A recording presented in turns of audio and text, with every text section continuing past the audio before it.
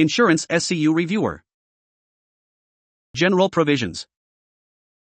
Section 1. Origin of present-day insurance. Its origin is found in the mutual agreements among merchants of the Italian cities in the early Middle Ages engaged in common shipping ventures for distributing among the mutual contractors, the loss falling upon anyone by reason of the perils of navigation. Development of insurance in England.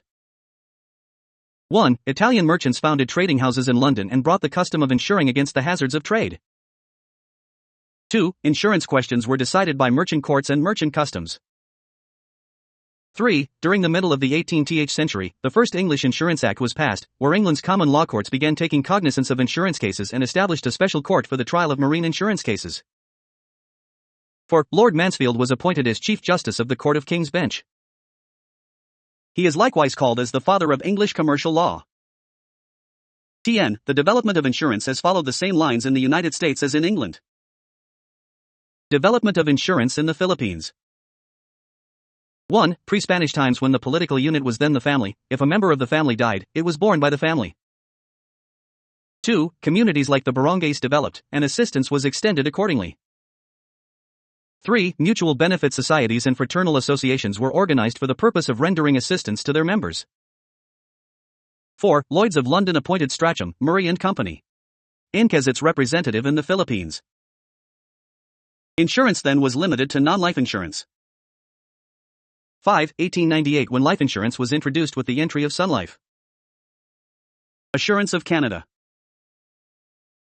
Social insurance government-sponsored programs, i.e. GSAS and SSS. Right of subrogation of insurer to rights of insured against wrongdoer. Basis of right subrogation is the substitution of one person in place of another with reference to a lawful claim or right, so that he who is substituted succeeds to the rights of the other in relation to a debt or claim, including its remedies and securities. Subrogation has its roots in equity. It is designed to promote and to accomplish justice and is the mode which equity adopts to compel the ultimate payment of a debt by one who is in justice and good conscience ought to pay. Purpose of subrogation. Condition in policy. 1. To make the person who caused the loss legally responsible for it. 2. To prevent the insured from receiving a double recovery. Right of subrogation applicable only to property insurance. The value of human life is regarded as unlimited and therefore, no recovery from third party can be deemed adequate to compensate the insured's beneficiary. Privity of contract or assignment by insured of claim not essential. The right to subrogation is not dependent upon any privity of contract or upon written or assignment of claim. It accrues simply upon payment of the insurance claim by the insurer. The subrogation receipt, by itself, is sufficient to establish not only the relationship between the insured and the insurer, but also the amount paid to settle the insurance. Loss or injury for risk must be covered by the policy. The loss or injury must be covered by the policy for the insurer to be subrogated of the rights of the insured. Right of insured to recover from both insurer and third party. The right exists after indemnity has been paid by the insurer to the insured, who can no longer go after the third party. He can only recover once. However, if the insurance company has not paid the full amount of injury or loss, the aggrieved party, not the insurer, is entitled to recover the deficiency from the person liable. Right of insurer against third party limited to amount recoverable from the latter by the insured. Insurer is subrogated merely to the rights of the insured. It cannot recover full amount paid to the insured if it is greater than that to which the insured could lawfully lay claim against the person causing the loss. Exercise of right of subrogation by insurer. Discretionary. The insurer has the discretion whether or not to exercise its right to subrogate. Loss of right of subrogation by act of insured or insurer. Should the insured, after payment from the insurer, release the wrongdoer from liability, the insurer loses his right to subrogate. In this case, the insured is in obligation to return to the insurer the payment made. Similarly, when the insurer pays the insured the value of the loss without notifying the carrier who has, in good faith, settled the claim for loss of the insured, the settlement is binding on both insured and the insurer, and the latter cannot bring an action against the carrier on his right to subrogate. Construction of the Insurance Code. It is a settled rule of statutory construction that when a state has been adopted from some other state or country and said statute has previously been construed by the courts of such state or country, the statute is usually deemed to have been adopted with the construction so given. Section 2. Section 2. Whenever used in this code, the following terms shall have the respective meanings hereinafter set forth or indicated, unless the context otherwise requires. A contract of insurance is an agreement whereby one undertakes for a consideration to indemnify another against loss, damage, or liability arising from an unknown or contingent event. A contract of suretyship shall be deemed to be an insurance contract, within the meaning of this code, only if made by a surety who or which, as such, is doing an insurance business as hereinafter provided.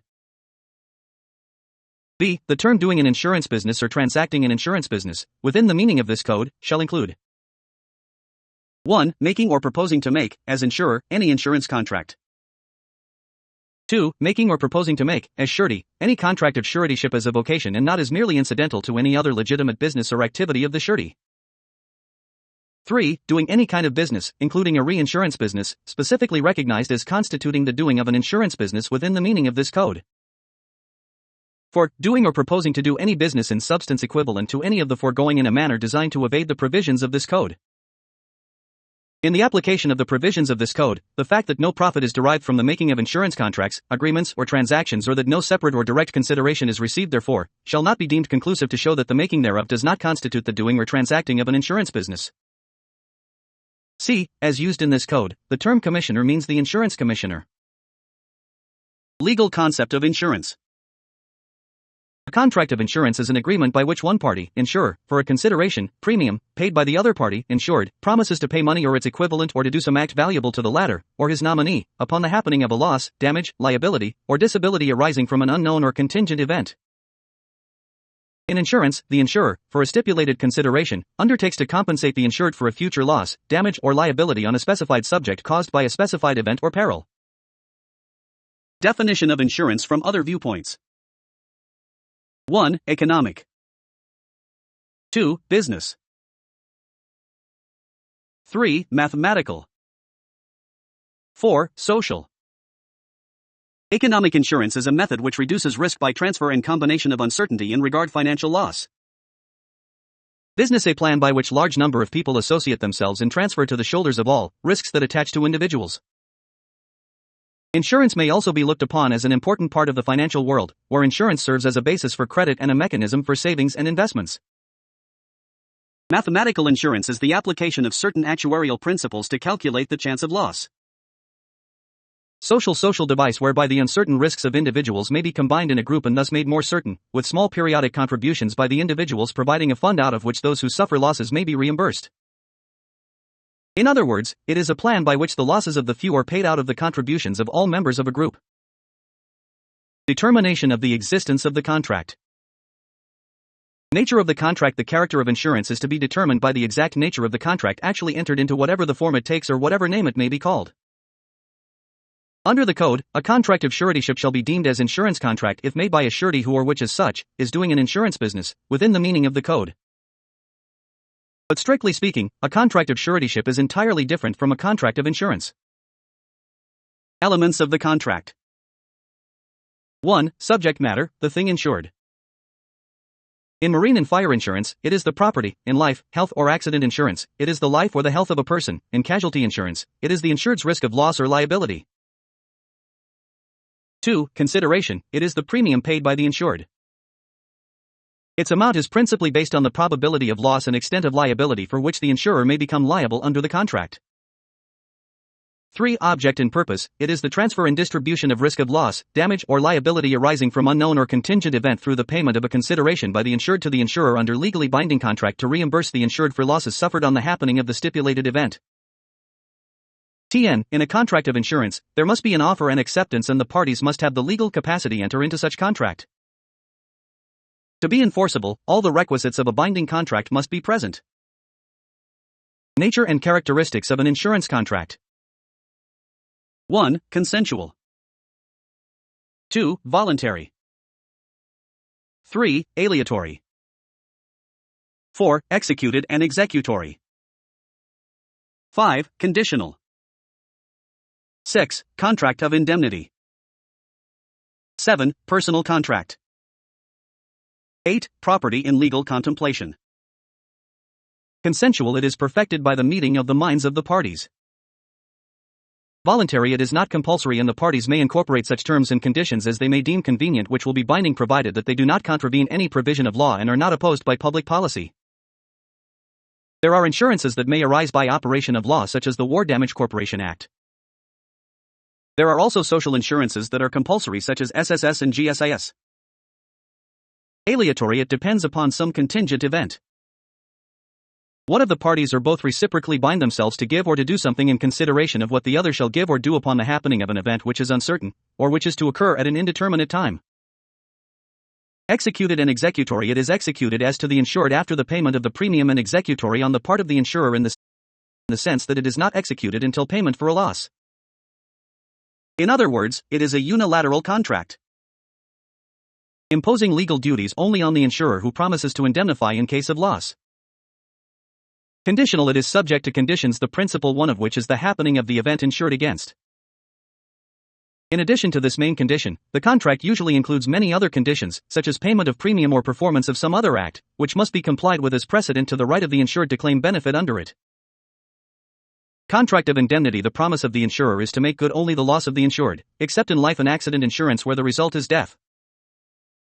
If there is a stipulation of a possible gain on the insured, then it is contrary to the proper nature of insurance. Also, it is void if the insured has no insurable interest. Personal contract, the insured cannot assign, before the happening of a loss, his rights under a property policy to others without the consent of the insured. Life insurance policies, however, are generally assignable or transferable as they are in the nature of property and do not represent a personal agreement between insured and insurer. Property in legal contemplation, since insurance is a contract, it is property in legal contemplation. But unlike property policies, life insurance policies are generally assignable or transferable like any chosen action. They are in the nature of property and do not represent a personal agreement between the insurer and the insured. Distinguishing elements of the contract of insurance. 1. Insurable interest, or an interest of some kind susceptible of pecuniary estimation. 2. The insured is subject to a risk of loss through the destruction or impairment of that interest by the happening of designated perils. 3. The insurer assumes that risk of loss. 4. Assumption of risk is part of a general scheme to distribute actual losses among a large group or substantial number of persons bearing a similar risk. 5. As consideration, insured pays premium to the general insurance fund. Insurance, a risk-distributing device. If it possesses the first three elements, is a risk-shifting device, but not a contract of insurance, which is fundamentally a risk-distributing device. Equitably distributes losses out of a general fund contributed by all by paying a predetermined amount, premium, into a general fund out of which payment will be made for an economic loss of a defined type. Each member, insured, contributes to a small degree toward compensation for losses suffered by any member of the group. The amount each member contributes is based on the value of the property or other interest being protected and the likelihood of the occurrence of the feared event. Provides protection against absorbing one's losses alone. The primary goal of the insured is to exchange the gamble into doing it alone. Coping with risk in insurance, the uncertainty is normally described in terms of risk. Risks cannot be totally prevented or avoided. People cope with risk in various ways, such as 1. Limiting the probability of loss, example, building a concrete building to make it less likely to catch fire. 2. Limiting the effects of loss, example is putting on a seatbelt to lessen the effects of accident. Diversification is an important way of limiting the effects of loss. Like when you diversify your investment in stock to lessen the effects of loss of sharp decline in stocks. 3. Self-insurance or self-financing, example, owner of the restaurant setting aside a portion of yearly profits into a fund designated to pay a loss that could occur from food poisoning of customers. 4. Ignoring risk, example, a tightrope walker, even if he already did everything to assure safety, would still ultimately decide to ignore the risk and bear the loss if it materializes when he starts walking on the tightrope. 5. Transferring risk to another. This is when there is transferring or sharing of risk with someone else by a contractual obligation. The value of transferring risk. 1. Risk preferring. These people would forego the certain loss in the hope of incurring no loss, despite the equal probability of suffering a large loss. 2. Risk neutral, indifferent to the alternative. 3. Risk averse. People who would rather lose with certainty instead of confronting a bigger loss. As the potential magnitude of loss increases, people become more risk averse. Economic effect of transfer and distribution of risk. 1. Benefit for society as a whole. The people insured will completely eliminate the risk by transferring it to the insurers. Also, insurers, by dealing in risk on a large scale, could earn a profit. Indeed, society would be better off if a large number of similar, mutually beneficial transactions would occur. 2. Undesirable side effects. The insured might have less incentive to take measures to prevent the loss from occurring or minimize the effect of loss once it occurs. This phenomenon is called moral hazard. 3. Problem regarding measurement of amount of risk transferred. Because of moral hazard, the ideal response is to monitor the insured's behavior and adjust the premium of the insured. But monitoring the behavior of each insured is not feasible. 4. Sharing by insured of some responsibility for the risk. To deal with the moral hazard, the insured shares the risk through deductible or co-insurance. At deductible, the insured bears any loss up to the stated amount, with the insurer bearing the rest. B. Co-insurance. The insured bears some stated percentage of the loss regardless of its amount, with the insurer bearing the rest. 5. Problem regarding the computation of premium to be charged. For the insurer to monitor the insured's behavior and adjust the premium based on the extent to which the insured takes adequate steps to safeguard his property. 6. Classification of risks. Because of the complete impracticality of individual rating, insurers group similar risks together and charge each member of the group the same premium. 7. Subclassification of risks. Further subdivision becomes too expensive relative to the benefits gained. Thus, it is inevitable that within the same group, some insured will be better risks than others, even though all members of the group pay the same premium. In fact, any group will have a higher proportion of less desirable risks, since more applications for the insurance will tend to come from those who get a better bargain. This is called adverse selection. Insurer and regulators must take this into account when deciding upon the scope of coverage and premiums to be charged for the coverage. The fields of insurance. The basic classification emphasizes the difference between social and voluntary insurance. Social, government, insurance. It is compulsory and is designed to provide a minimum of economic security for large groups of persons, particularly those in the lower income groups. The concept is limited to that insurance which is required by the government and have for their object the provision of a minimum standard of living. The compulsion element is predicated upon protecting general welfare and some people not voluntarily purchasing insurance. Voluntary, private, insurance. It is not based on government compulsion and sought by the insured to meet a recognized need for protection. 1. Commercial insurance. This is what persons usually have in mind when they say insurance business. It receives its motivating force from the profit idea. A personal insurance, based on the nature of perils. They are more directly concerned with losses due to loss of earning power of a person. Life insurance, including annuities, and health and accident insurance are included. B. Property insurance. The purpose is for the protection against loss arising from the ownership or use of property. It can be indemnifying for the loss of the insured's own property or indemnifying the damage to other persons by the insured. 2. Cooperative insurance. The term cooperative is applied to associations usually operating under hospital, medical, fraternal, employee, or trade union auspices. These associations are organized without regard for profit. The non-profit cooperative objective of insurance is emphasized. 3. Voluntary government insurance. There is no element of compulsion. In the category are to be found such plans as the insurance of mortgage loans and insurance of growing crops. Classification of contract of insurance. The principal and older forms of insurance are marine, fire, life and accident. The different kinds of insurance contracts written at the present time vary in name and form, but for convenience they may be grouped under three great heads as follows.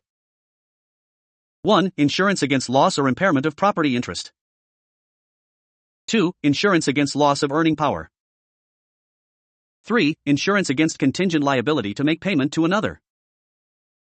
Insurance against loss or impairment of property interest. The loss or impairment may be due to 1. Marine perils, marine insurance. 2. Fire, fire insurance, earthquake, explosion, etc. or 3. Due to the non-performance of contracts of which the insured is a party, guarantee insurance. 4. The insolvency of the debtors, credit insurance. 5. The defalcation of employees and agents, fidelity insurance. 6. Theft or burglary, theft insurance policies. 7. Defective titles or interest in the property, title insurance. Insurance against loss of earning power. This may be due to death, life insurance, accident injury, ill health, sickness, old age or other disability, or even unemployment. Insurance against contingent liability to make payment to another. The insured is protected against his loss with regard to claims for damages. Example, reinsurance, workman's compensation insurance and motor vehicle liability insurance, all of which are designed to reimburse the insured for any liability he might incur to a third party. TN, a modernized classification scheme recognizes four categories: marine, property, personal and liability. They are also divided into two larger classes, property and personal. Classification by interest protected. Another way to classify insurance is to categorize the subject matter according to the interests being protected by the arrangement. At least two such methods of categorization exist: the third-party/first-party distinction and the all-risk/specified risk distinction. First-party versus third-party insurance. In first-party insurance, the contract between the insurer and the insured is designed to indemnify the insured for a loss suffered directly by the insured. 1. Property insurance is a first-party insurance. The damage to the property is an immediate, direct diminution of the insured's assets. 2. Liability insurance, sometimes described as a third-party insurance because the interests protected by the contract are those of a third person. The insured's loss is indirect. 3. Life insurance, although there is a beneficiary, it is the insured who suffers the loss. It is the insured who loses his life. Unless the insured designates a beneficiary, the proceeds will go to the estate of the insured. 4. Health insurance, the loss and illness is suffered by the insured. TN, all insurance except liability can be fairly thought of as first-party insurance. Important, the distinction between first-party and third-party insurance assists in understanding the concept of no-fault insurance. No-fault insurance is essentially the substitution of first-party insurance for tort liability. The victim of tort, instead of looking for the tortfeasor and his insurer for reimbursement, looks to his own insurer for first-party protection. The term no-fault connotes that the victim recovers for his loss from his own insurer, without regard to the fault of the third party or his own contributory fault. All risk versus specified risk. All risk reimburses the insured for damage to subject matter of the policy from all causes except those specifically accepted in the policy. Specified risk insurances covers only if it results from specifically identified causes listed in the policy.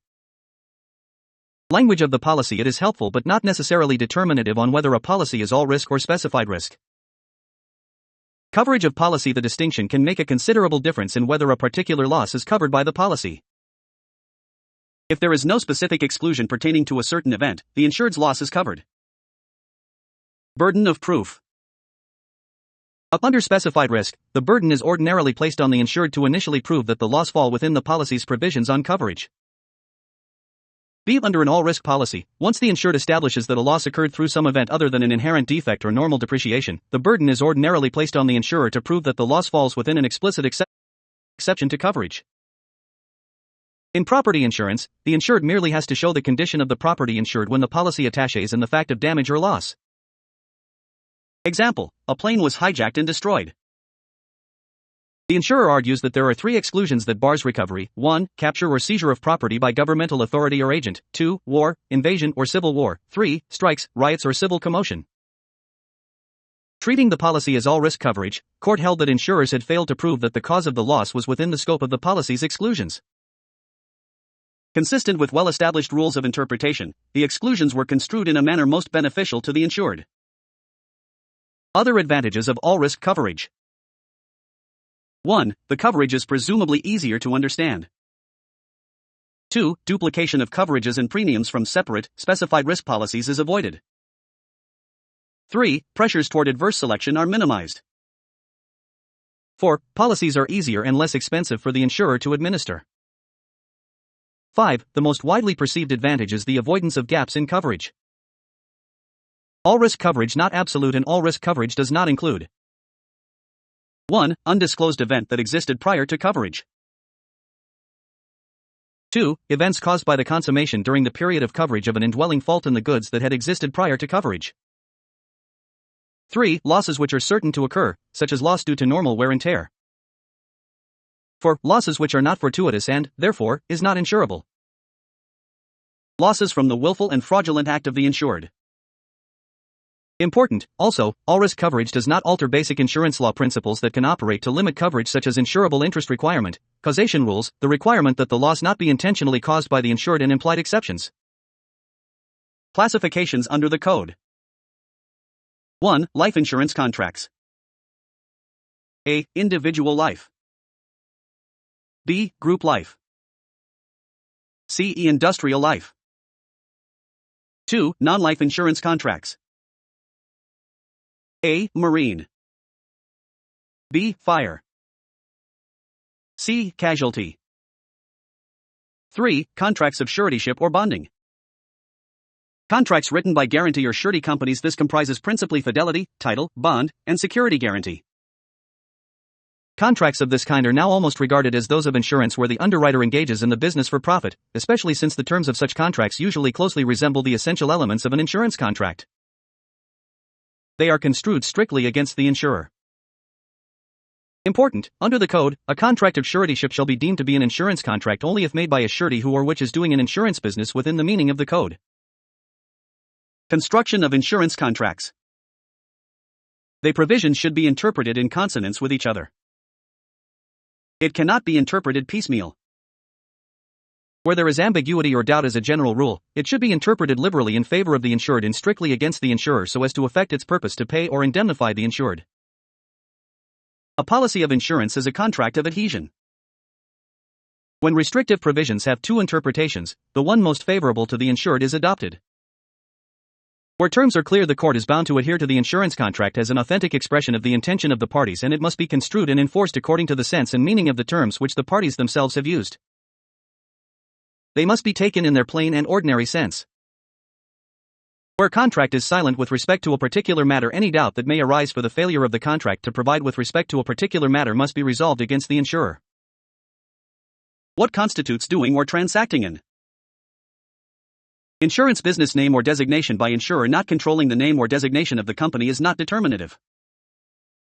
Basically, insurance, whether fire, marine or any other form, is that which the law defines it to be.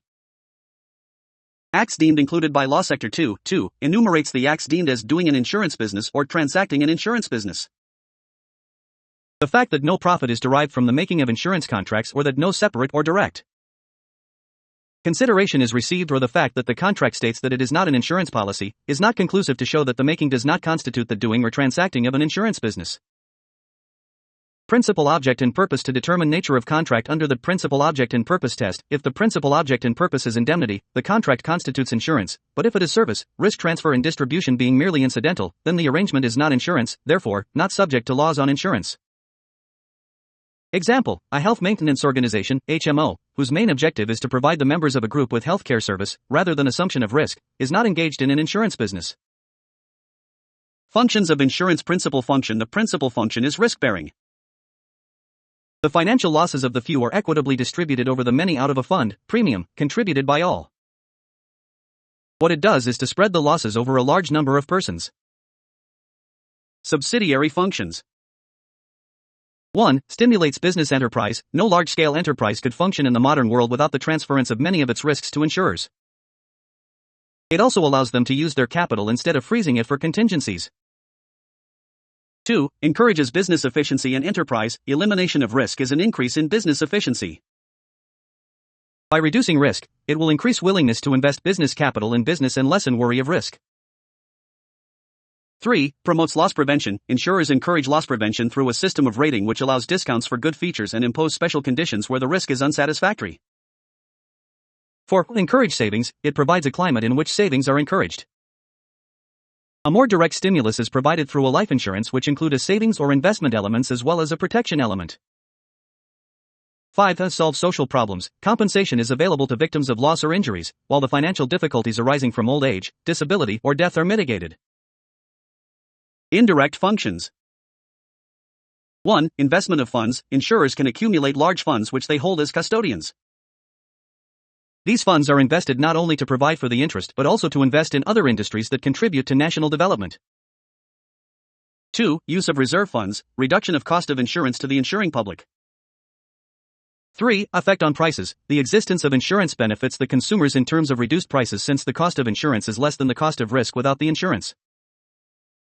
4. As a basis of credit, credit extension is the most important phase of modern business and is contributed to by virtually all forms of insurance. Chapter 1. Contract of Insurance. Title 1. What may be insured? Section 3. Section 3. Any contingent or unknown event, whether past or future, which may damnify a person having an insurable interest, or create a liability against him, may be insured against, subject to the provisions of this chapter. The consent of the spouse is not necessary for the validity of an insurance policy taken out by a married person on his or her life or that of his or her children. All rights, title and interest in the policy of insurance taken out by an original owner on the life or health of the person insured shall automatically vest in the latter upon the death of the original owner, unless otherwise provided for in the policy. Policy. Requisites of a contract of insurance. 1. A subject matter in which the insured has an insurable interest. 2. Event or peril insured against which may be any contingent or unknown event, past or future, and a duration of the risk. 3. A promise to pay or indemnify in a fixed or ascertainable amount. 4. A consideration for the promise, known as premium. 5. A meeting of the minds. Important, of course, the parties must be competent to enter into the contract. Subject matter of contract of insurance. In general, anything that has appreciable pecuniary value which is subject to loss or deterioration or of which one may be deprived so that his pecuniary interest is or may be prejudiced. Property insurance. The property covered by a policy is regarded the subject matter of the insurance, but it is apparent that in the last analysis, it is the risk of loss of such property that is primarily involved. Life, health and accident insurance. While it is true that the person becomes the subject of insurance, the matter is generally viewed as one in reference to the insured as a party to the contract. Casualty insurance and insurance against perils giving rise to a liability on the part of the insured to pay damages to the others. The subject matter is the risk involved in its use, or the insured's risk of loss or liability, that he may suffer loss or be compelled to indemnify for the loss suffered by a third person. Event or peril insured against the contingency or unknown event must 1. Damnify or cause loss to a person having an insurable interest. 2. Create a liability against him. Insurance by a married woman. She may take out an insurance on her life or her children or husband without the consent of her husband. She may also do the same to her paraphernal or separate property or on property given to her by her husband. Insurance by a minor. It is not entirely void. It is one which merely voidable, that is, it is valid until annulled in a proper action in court by the minor or his legal representative. If contract is not disaffirmed by the minor, the insurer cannot escape liability by pleading minority as a defense. But if the contract is fair and no fraud or undue influence was practiced by the insurer, the minor cannot recover the premiums paid if he cannot return the benefits received. The result is that an insurance company contracting with a minor is bound by the contract. The minor ordinarily is not. Ownership of life insurance policy. Ownership divided between insured and beneficiaries, the insured being the owner of its various marketing and sales features, such as the loan and cash surrender values, and the beneficiary being the owner of a promise to pay the proceeds at the death of the insured subject to the insured's right of revocation. Interest of insured and beneficiary. The nature of the interest of the beneficiary depends on the terms of the insurance contract, including the existing statutes by which the insurer and its policyholders are bound. Transfer of rights to minor insured upon death of original owner of policy. All the rights, title and interest in the policy shall be automatically vested in the minor unless otherwise provided for in the policy. Section 4. Section 4. The preceding section does not authorize an insurance for or against the drawing of any lottery, or for or against any chance or ticket in a lottery drawing a prize. Concept of lottery extends to all schemes for the distribution of prizes by chance.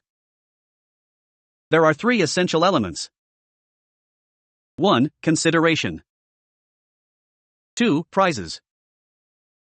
3. Chance. Important, if the prize does not come out of the fund or contributions by the participant, no consideration has been paid and consequently, there is no lottery. Contract of insurance, not a wagering contract. The distinction are as follows. 1. In gambling contract, the parties contemplate gain through mere chance, while in insurance, parties seek to distribute possible loss by reason of mischance. 2. The gambler courts fortune, while the insured seeks to avoid misfortune.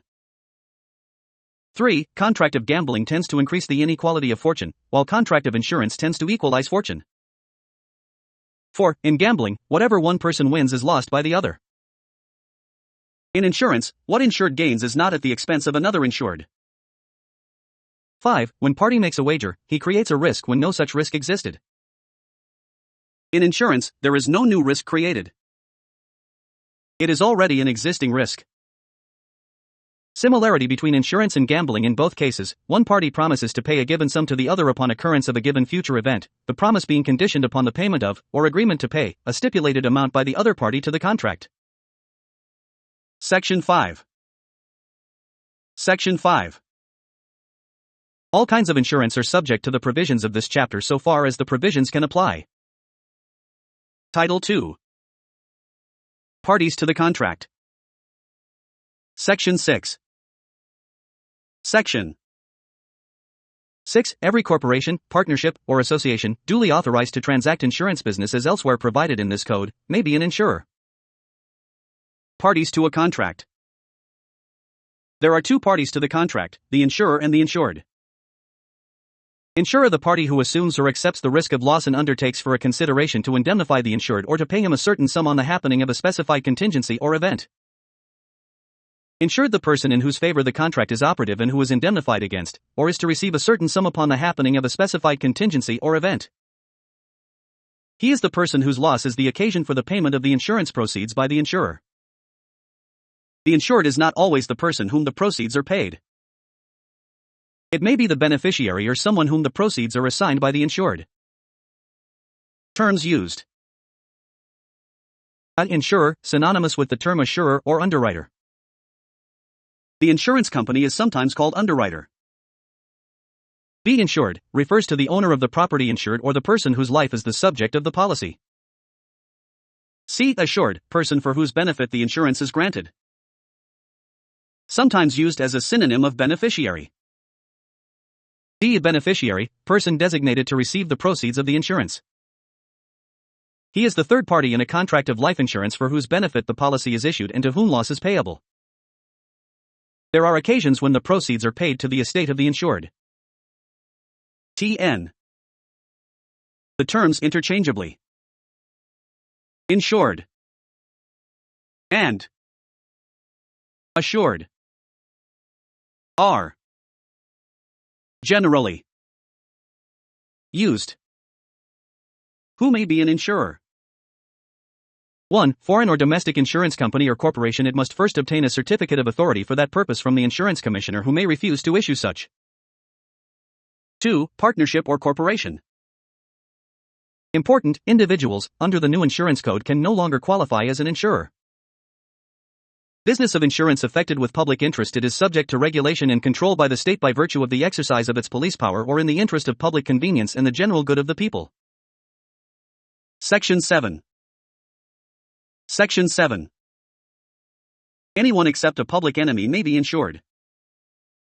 Capacity of the party insured. Natural person. There are two essential requisites. 1. He must be competent to make a contract. 2. He must possess an insurable interest in the subject of the insurance. TN. A third requisite, applicable also to juridical persons, may be added, and that is that the insured must not be a public enemy. Juridical person: a juridical person, like a partnership or a corporation, may take out insurance on property owned by it. Note that Section 3 specifically authorizes minors, 18 years or more, to take out insurance payable to a limited class of beneficiaries. Meaning of public enemy: a nation with whom the Philippines is at war, and it includes every citizen or subject of such nation. A mob or robbers or thieves, whoever they may be, are never considered as public enemies under Sector 7. Effect of war on existing insurance contract. Where parties rendered enemy aliens by law of nations, all intercourse between citizens of belligerent powers which is inconsistent with a state of war is prohibited. The purpose of war is to cripple the power and exhaust all the resources of the enemy. It is inconsistent that the subjects of one country should lend their assistance to protect by insurance. Of course, if the parties are not rendered enemy aliens, the policy continues. 1. With respect to property insurance, the insurance policy ceases to be valid and enforceable as soon as an insured becomes a public enemy. 2. With respect to life insurance, the insurance is abrogated, but the insured is entitled to the cash or reserve value of the policy, if any, which is the excess of the premiums paid over the actual risk carried during the years when the policy had been in force. Where loss occurs after the end of war, the termination of the war does not revive the contract. Consequently, the insurer is not liable even if the loss is suffered by the insured after the end of the war. Section 8. Section 8. unless the policy otherwise provides, where a mortgagor of property effects insurance in his own name providing that the loss shall be payable to the mortgagee, or assigns a policy of insurance to a mortgagee, the insurance is deemed to be upon the interest of the mortgagor, who does not cease to be a party to the original contract, and any act of his, prior to the loss, which would otherwise avoid the insurance, will have the same effect, although the property is in the hands of the mortgagee. But any act which, under the contract of insurance, is to be performed by the mortgagor, may be performed by the mortgagee therein named, with the same effect as if it had been performed by the mortgagor. Insurable interest of mortgagee and mortgagor. Separate insurable interest. Both have insurable interest in the mortgaged property, and this interest is separate and distinct from each other. Consequently, insurance taken by one in his own name only and in his favor alone, does not inure to the benefit of the other. In case both of them take out separate insurance policies, the same is not open to the objection that there is double insurance.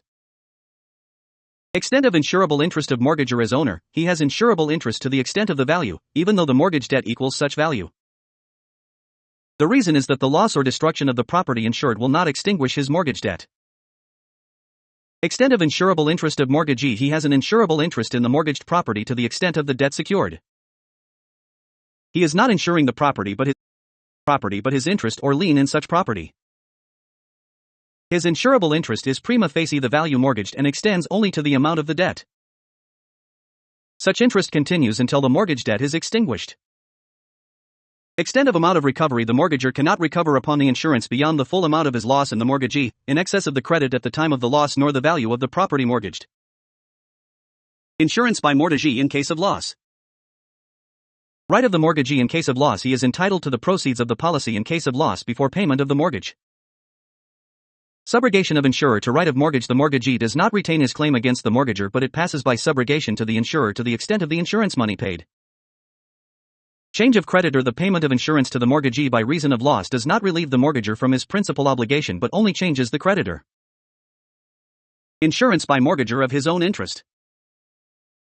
For his own benefit in case of loss, the insurance proceeds do not inure to the benefit of the mortgagee, who has no greater right than unsecured creditors in the same.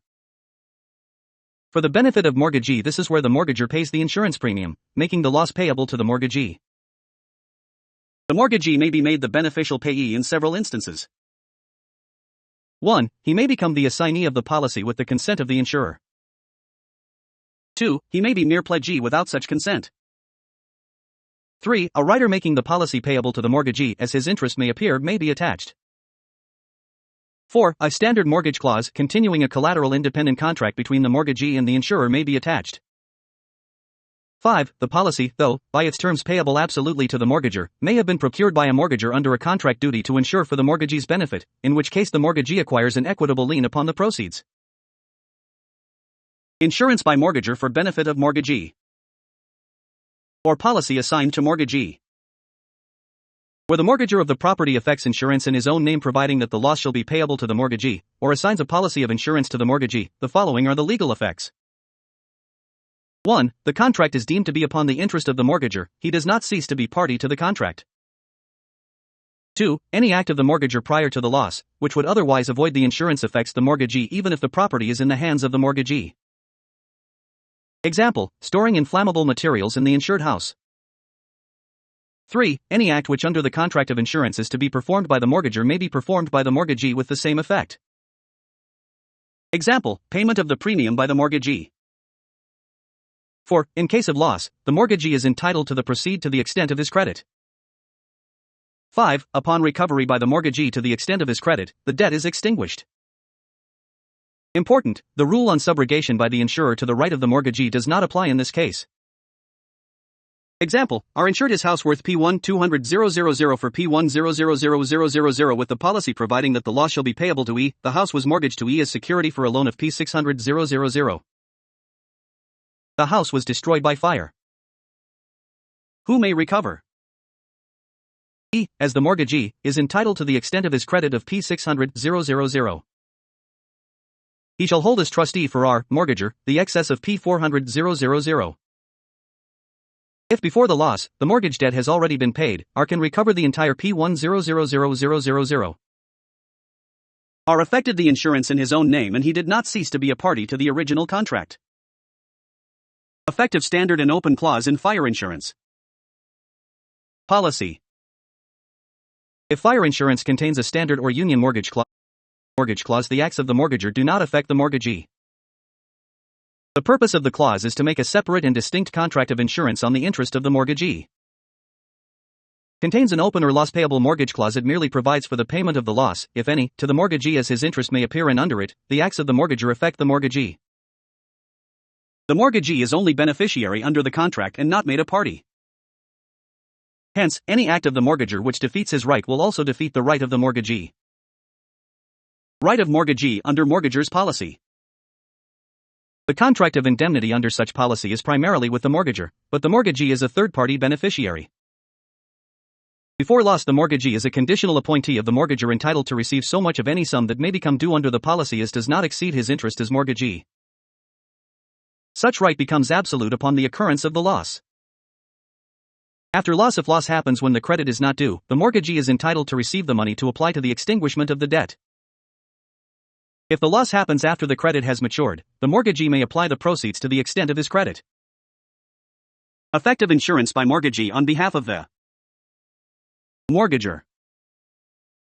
Discharge of debt. Upon the destruction of the property, the mortgagee is entitled to receive payment from the insured, but such payment discharges the debt if equal to it, and if greater than the debt, the mortgagee holds the excess as trustee for the mortgager. Right to subrogation. If there is a stipulation that the insurer shall be subrogated to the rights of the mortgagee, the payment of the policy will not discharge the debt even though the mortgagee may have procured the policy by arrangement with the mortgager. If there is no such stipulation, the rule on subrogation does not apply except where the mortgagee insures only his interest. Section 9. Section 9. If an insurer assents to the transfer of an insurance from a mortgager to a mortgagee, and, at the time of his assent, imposes further obligations on the assignee, making a new contract with him, the acts of the mortgager cannot affect the rights of said assignee. Assignment or transfer of insurance policy. The effect of assignment or transfer is to substitute the assignee or transferee in place of the original insured in his right to claim indemnity or payment, as well as the obligation to perform the conditions, if any, of the policy.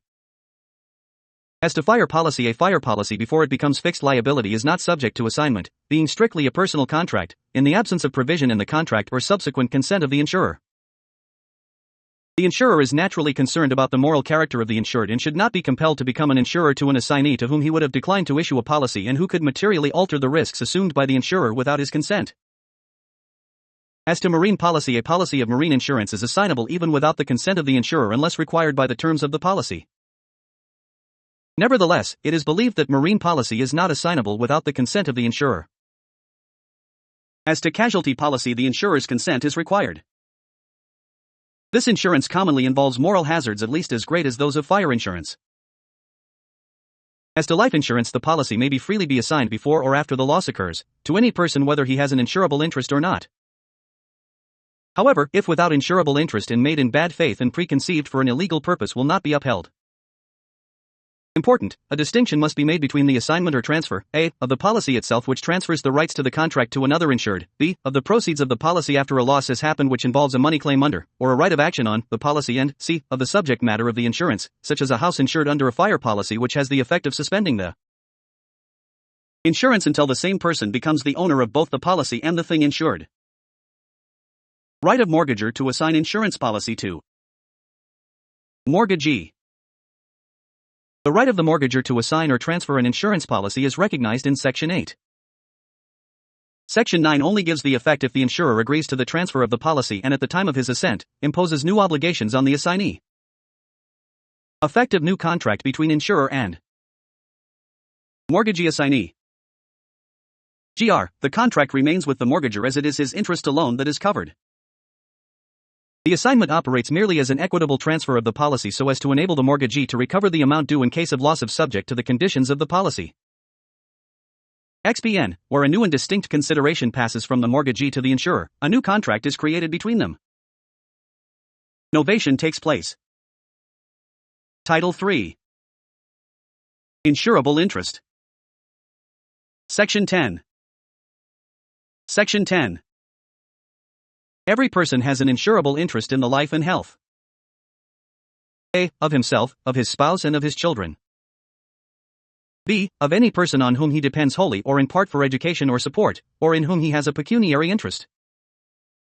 c. of any person under a legal obligation to him for the payment of money, or respecting property or services, of which death or illness might delay or prevent the performance, and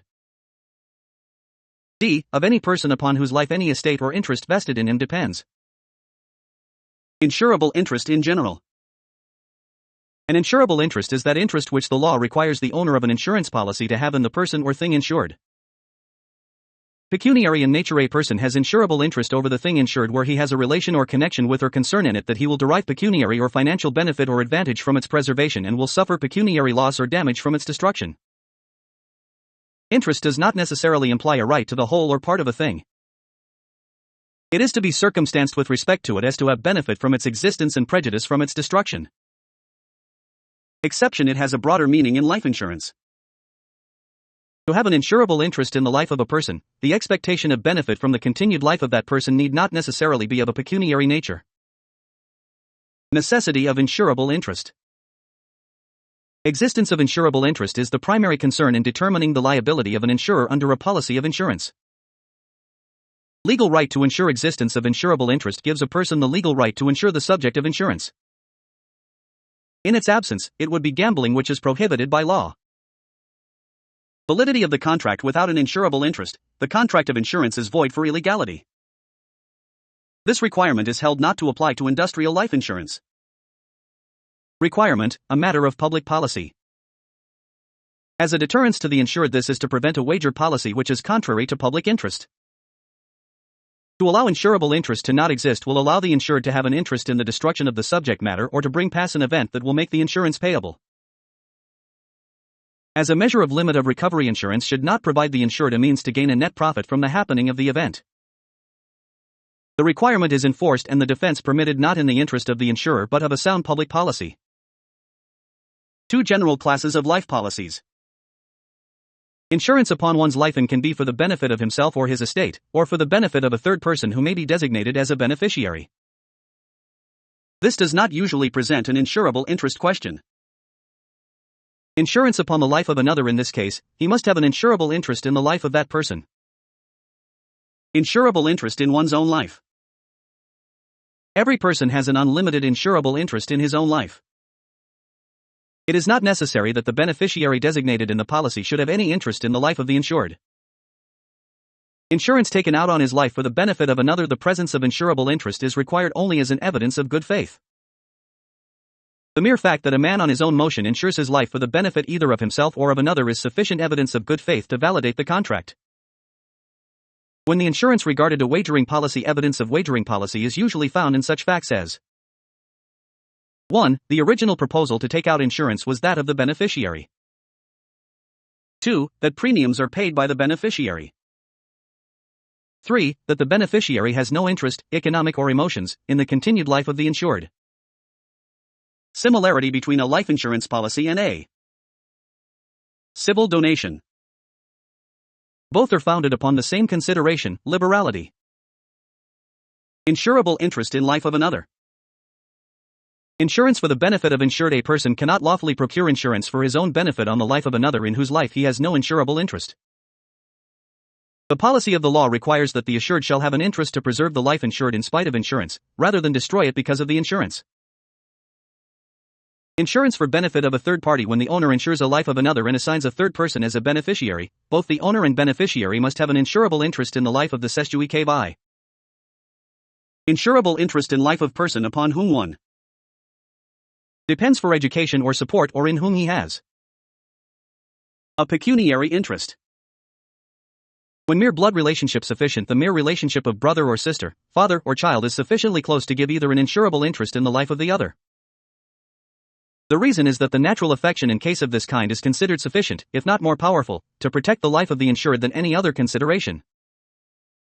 The essential thing is this, that the policy shall be obtained in good faith, and not for the purpose of speculating upon the hazard of a life in which the insured has no interest. Persons obliged to support each other. 1. The spouse. 2. Legitimate ascendants and descendants. 3. Parents and their legitimate children and the legitimate or illegitimate children of the latter. 4. Parents and their illegitimate children and the legitimate or illegitimate children of the latter. 5. Legitimate brothers and sisters, whether of the full or half-blood. Important, brothers and sisters not legitimately related, whether the full or half-blood, are likewise bound to support each other except only when the need for support is due to a cause imputable to the claimant's fault or negligence. When pecuniary benefit essential in other cases, mere blood relationship does not create an insurable interest. Also, mere relationship by affinity ordinarily does not constitute insurable interest. There must be an expectation of pecuniary benefit. If the party who takes out the insurance is dependent on the insured for support and care, it is strong evidence of insurable interest even in the absence of close blood relationship. The expectation need not have a legal basis. It is sufficient that it be actual. Thus, 1. The assumption of parental relations when a man sends a girl to school and pays her expenses is sufficient. 2. A woman who takes a girl from an orphan asylum and gives her home under circumstances calculated to raise a reasonable expectation of help and care from the girl during the declining years of the benefactress, has an insurable interest in the girl's life. 3. A corporation has an insurable interest in the life of an officer on whose services the corporation depends for its prosperity and whose death will be the cause of a substantial pecuniary loss to it. 4. A person may take out a policy on the life of his business partner. 5. In case of employees, insurable interest is dependent upon the value of the employee to the business. Insurable interest of a person in life of another. Under a legal obligation to former. Related by contract or commercial relation, a right possessed by a person that will be extinguished or impaired by the death or illness of another will give a right to lawfully procure insurance on the other's life. Example, a surety on the life of the principal. Risk that performance of obligation might be delayed or prevented. It must appear that illness or death of the insured person who is under a legal obligation might delay or prevent its performance. Insurable interest of creditor in life of his debtor. Extent of interest. A creditor may insure the life of a debtor for the purpose of protecting his debt, but only to the extent of the amount of the debt and cost of carrying the insurance of the debtor's life. Right of the debtor in insurance taken by creditor. The contract is purely between the insurer and the insuring creditor. The insurance does not inure to the benefit of the debtor unless the contrary is stipulated.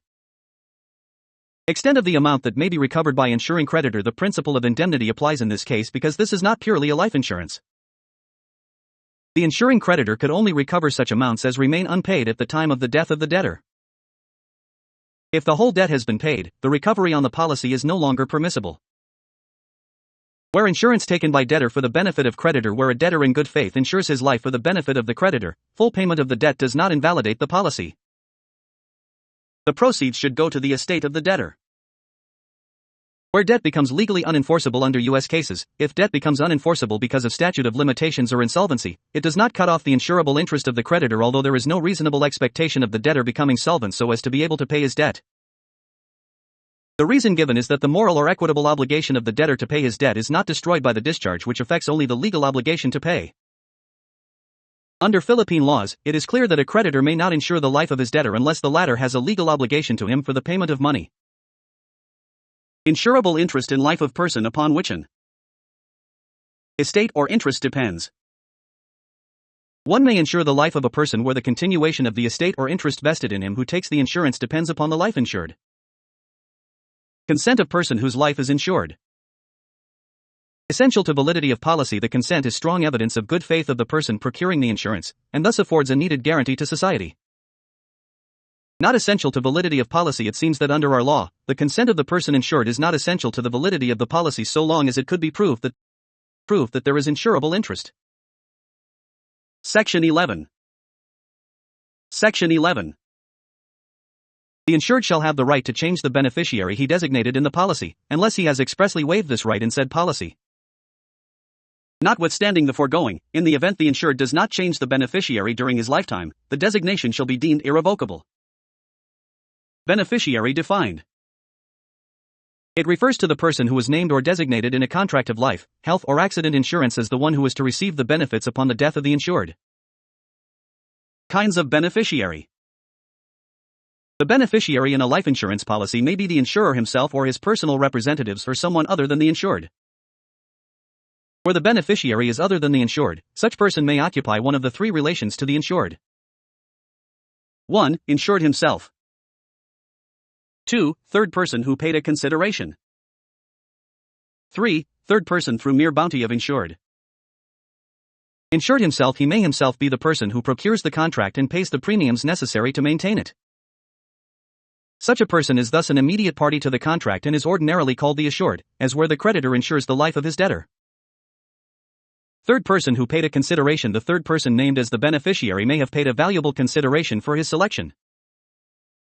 Example, the insured may have taken the policy for the benefit of a creditor or to secure some other obligations. Third person through mere bounty of insured. The beneficiary designated may be the estate of the insured or a third party. TN, in the second and third cases, the beneficiary is not a party to the contract. In all the three cases, the proceeds of the life insurance becomes the exclusive property of the beneficiary upon the death of the insured. Limitations in the appointment of beneficiary. A person may take out a policy on his own life payable to whoever provided that he acts in good faith and without intent to make the transaction merely a cover for a forbidden wagering contract. The limitation of the Civil Code is found in Articles 2012 and 739. 1. Article 2012. Any person who is forbidden from receiving any donation under Article 739 cannot be named beneficiary of a life insurance policy by the person who cannot make any donation to him, according to the said article. 2. Article 739. The following donations shall be void.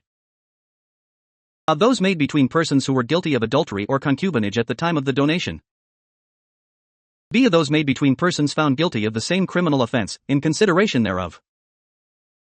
C. Those made to public officer or his wife, descendants and ascendants, by reason of his office. Important, in order that Article 739 may apply, it is not required that there be a previous conviction for adultery or concubinage. This can be inferred from the clause that guilt of the donor and done may be proved by preponderance of evidence. Right of insured to change beneficiary in life. Insurance. General rule: whether or not the policy reserves to the insured the right to change the beneficiary, he has the power to change the beneficiary without the consent of the latter, who acquires no vested right but only in expectancy of receiving the proceeds under the insurance. Effective death of insured: the insured's power to extinguish the beneficiary's interest ceases at his death and cannot be exercised by his personal representative or assignee. Where right to change is waived, if it is expressly waived, then the insured has no power to make such change without the consent of the beneficiary. The beneficiary acquires an absolute and vested interest to all benefits accruing to the policy. A new beneficiary cannot be added, as it will reduce the latter's vested rights. The insured cannot destroy the contract by refusing to pay the premiums, for the beneficiary can protect his interest by paying the premiums. Measurement of vested interest of beneficiary on policy.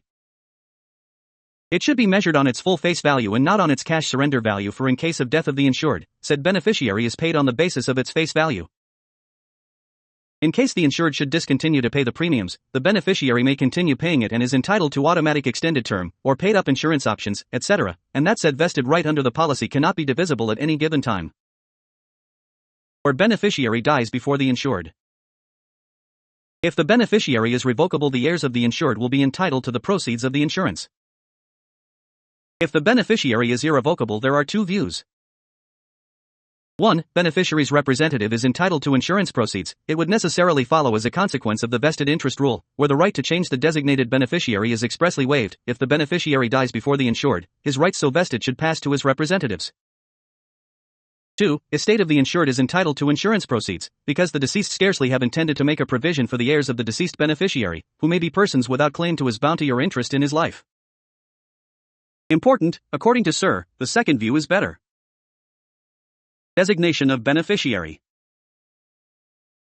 Words used in designating the beneficiaries of a life policy will not be given their technical significance, but will be construed broadly in order that the benefit of the insurance shall be received by those intended by the insured as the object of his bounty. Children: it includes an adopted child, an adult child not forming part of the household, after-born children even of a marriage subsequently contracted. This never intended to include grandchildren. Where the children are named individually, other children cannot share in the insurance proceeds unless the insured subsequently amended his designation to include them. Husband, wife or widow: this is a descriptio personae, and the fact that one who otherwise answers the description does not have a legal status of a wife/husband of the insured does not prevent her from taking his beneficiary, as when she is designated by name, although the words his wife or her husband are added. However, if the beneficiary is not named and only designated as wife or husband, the legal person is ascertained at the death of the insured is entitled to the benefits. Husband and children, wife and children. The policy which designates the wife of the insured and their children includes children by another wife, although the prevailing views state that the beneficiaries are limited to children common to both. But if the designation is made to the insured's wife and children or my wife and children, the insurance is deemed for the benefit of all children of the insured, whether by the named wife or those of another family. The court will ascertain whether that person was so regarded by the insured. Heirs or legal heirs. It includes a class of persons who would take the property of the insured in case he died intestate. It is generally held that the widow of the deceased is entitled to take under a policy payable to his heirs or legal heirs as well as the children of the deceased. Estate or legal representatives of deceased must be construed in their strict technical sense, and the courts will ordinarily assume that they are used to mean executors or administrators unless it appears that the deceased intended to use these expressions in the sense of heir or next of kin. If no beneficiary is designated in the life insurance policy, the proceeds will go to his legal heirs in accordance with law. Section 12. Section 12. The interest of a beneficiary in a life insurance policy shall be forfeited when the beneficiary is the principal, accomplice, or accessory in willfully bringing about the death of the insured. In such a case, the share forfeited shall pass on to the other beneficiaries, unless otherwise disqualified. In the absence of other beneficiaries, the proceeds shall be paid in accordance with the policy contract. If the policy contract is silent, the proceeds shall be paid to the estate of the insured. Forfeiture of the interest of the beneficiary in a life insurance policy. Interest. How construed? The word interest in this section means the right of the beneficiary to receive the proceeds of the life insurance policy. It does not mean insurable interest, since the beneficiary need not have an insurable interest in the life of the insured. Other qualified beneficiaries of the insured. In case the interest of the beneficiary is forfeited, the nearest relatives, not otherwise disqualified, of the insured shall inherit the proceeds paid to the estate of the insured. Nearest relatives of the insured in the order of the enumeration. 1. The legitimate children. 2. The mother and father, if living. 3. The grandfather and the grandmother, or ascendants nearest in degree, if living. 4. The illegitimate children. 5. The surviving spouse. 6. The collateral relatives. Of brothers and sisters full blood. D. Brothers and sisters half blood. C. Nephews and nieces. 7. In default, the state. Liability of the insurer on death of insured. Death at the hands of the law. According to Professor Vance, this is one of the risks assumed by the insurer under a life insurance policy in the absence of a valid policy exception. Death by self-destruction. It is quite clear, under Section 87, that the insurer is not liable in case the insured commits suicide intentionally. To hold otherwise is to say that the insured may have to option when the event should happen. This is against the very essence of the contract. Death by suicide while insane. The suicide of the insured while insane does not discharge the insurer from his liability in the contract. Insanity is one of the diseases that the insurer must have known that the insured was subject, and the unwitting act of self-destruction is as much as the consequence of that disease as if some vital organs were totally affected. Death caused by the beneficiary. The beneficiary is not deprived of the proceeds in case where he killed the insured if it does not amount to felony such as self-defense or accident, or the beneficiary is insane. Death caused by violation of law. The mere fact that the insured died while he was committing a felony or violating a law would not warrant denial of liability. The insurer, to avoid liability, must prove that the commission of the crime had a causal connection with the accident resulting in the death of the insured. Section 13. Section 13. Every interest in property, whether real or personal, or any relation thereto, or liability in respect thereof, of such nature that a contemplated peril might directly damnify the insured, is an insurable interest. Insurable interest in property. The interest may be in property itself, e.g. ownership, or any relationship thereto, e.g. interest of a trustee or a commission agent, or liability in respect thereof, e.g. interest of a carrier or depository of goods. Anyone has an insurable interest in property who derives a benefit from its existence or would suffer loss from its destruction. Occurrence of loss may be uncertain. It is not necessary that the interest is such that the event insured against would necessarily subject the insured to loss. It is sufficient that it might do so, and that pecuniary injury would be the natural consequence. Title or right to possession not essential. What is important is that the person has an insurable interest if he is so situated with respect to the property that he will suffer loss as the proximate result of its damage or destruction. Legal expectation of loss or benefit. Insurable interest in the property is not necessarily an interest in the property in the sense of title, but a concern in the preservation of the property in such a relation to or connection with it as will necessarily entail a pecuniary loss in case of its injury or destruction. As a general rule, the expectation of benefit to be derived from the continued existence of property must have a basis of legal right, although the person insured has no title, either legal or equitable, to the property insured. Mere factual expectation of loss expectation not arising from legal right or duty does not constitute an insurable interest. Important, factual expectation, though usually insufficient in strict indemnity insurance, will suffice in life insurance. Section 14. Section 14. An insurable interest in property may consist in A. An existing interest. B. An inchoate interest founded on an existing interest, or C. An expectancy, coupled with an existing interest in that out of which the expectancy arises. An existing interest thus may be a legal title or equitable title. Undoubtedly, the absolute owner of the property has an insurable interest. Examples of those persons with insurable interest arising from legal title. 1. Trustee, as in case of seller of property not yet delivered. 2. Mortgager of the property mortgaged. 3. Lessor of the property leased. 4. Lessee and sublessee may also insure property leased or subleased. 5. Assignee of property for the benefit of creditors. Examples of persons with insurable interest arising from equitable title. 1. Purchaser of property before delivery or before he has performed the conditions of sale. 2. Mortgagee of property mortgaged. 3. Mortgager, after foreclosure but before expiration of the period within which redemption is allowed. 4. Beneficiary under a deed of trust. 5. Creditors under a deed of assignment. 6. Judgment debtor whose property has been seized under execution until the right to redeem or the right to have the sale set aside has been lost. 7. Builders and constructors in the buildings pending payment of the construction price. Important, more than one insurable interest may exist over the same property. An inchoate interest it must be founded on an existing interest. Example, a stockholder has an inchoate interest in the property of the corporation which he is a stockholder, which is founded on existing interest arising from his ownership of shares in the corporation. His insurable interest is limited to the extent of the value of his interest or share in the distribution of the corporation assets. Likewise, a partner has an insurable interest in the firm property which will support a separate policy for his benefit. As expectancy, the expectancy must be coupled with an existing interest in that out of which such expectancy arises.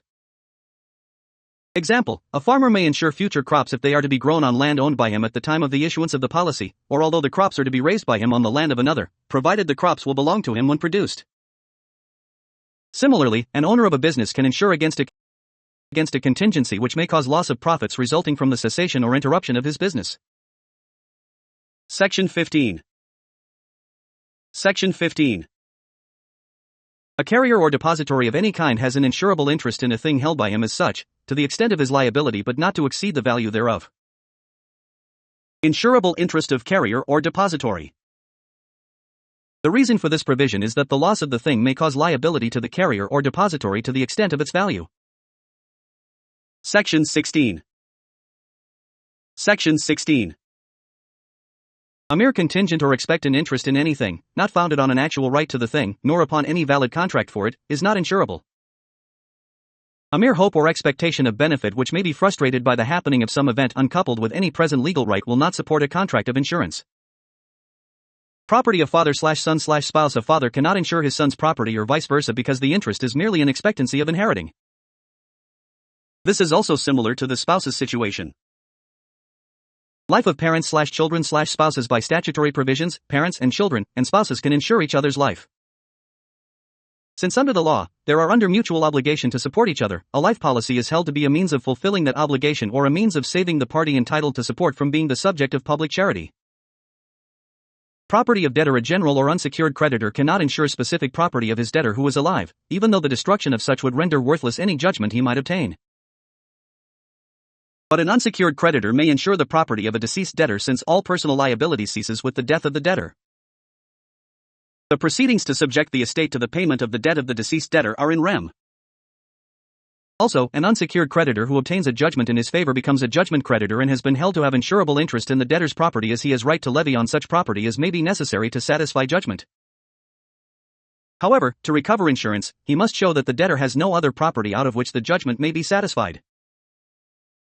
Property of testator still alive, one named as beneficiary in a will, has no insurable interest in a property designated before the testator's death. His expectation has no legal basis since the will has no legal effect before the death of the testator. The will can be revoked unless the testator has expressly waived. Section 17. Section 17. The measure of an insurable interest in property is the extent to which the insured might be damnified by loss or injury thereof. Measure of insurable interest in property. The purpose of property insurance is to indemnify a person against actual loss, and not to wager on the happening of the event. Section 18.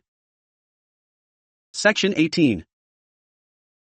No contract or policy of insurance on property shall be enforceable except for the benefit of some person having an insurable interest in the property insured. Effects of absence of insurable interest in property.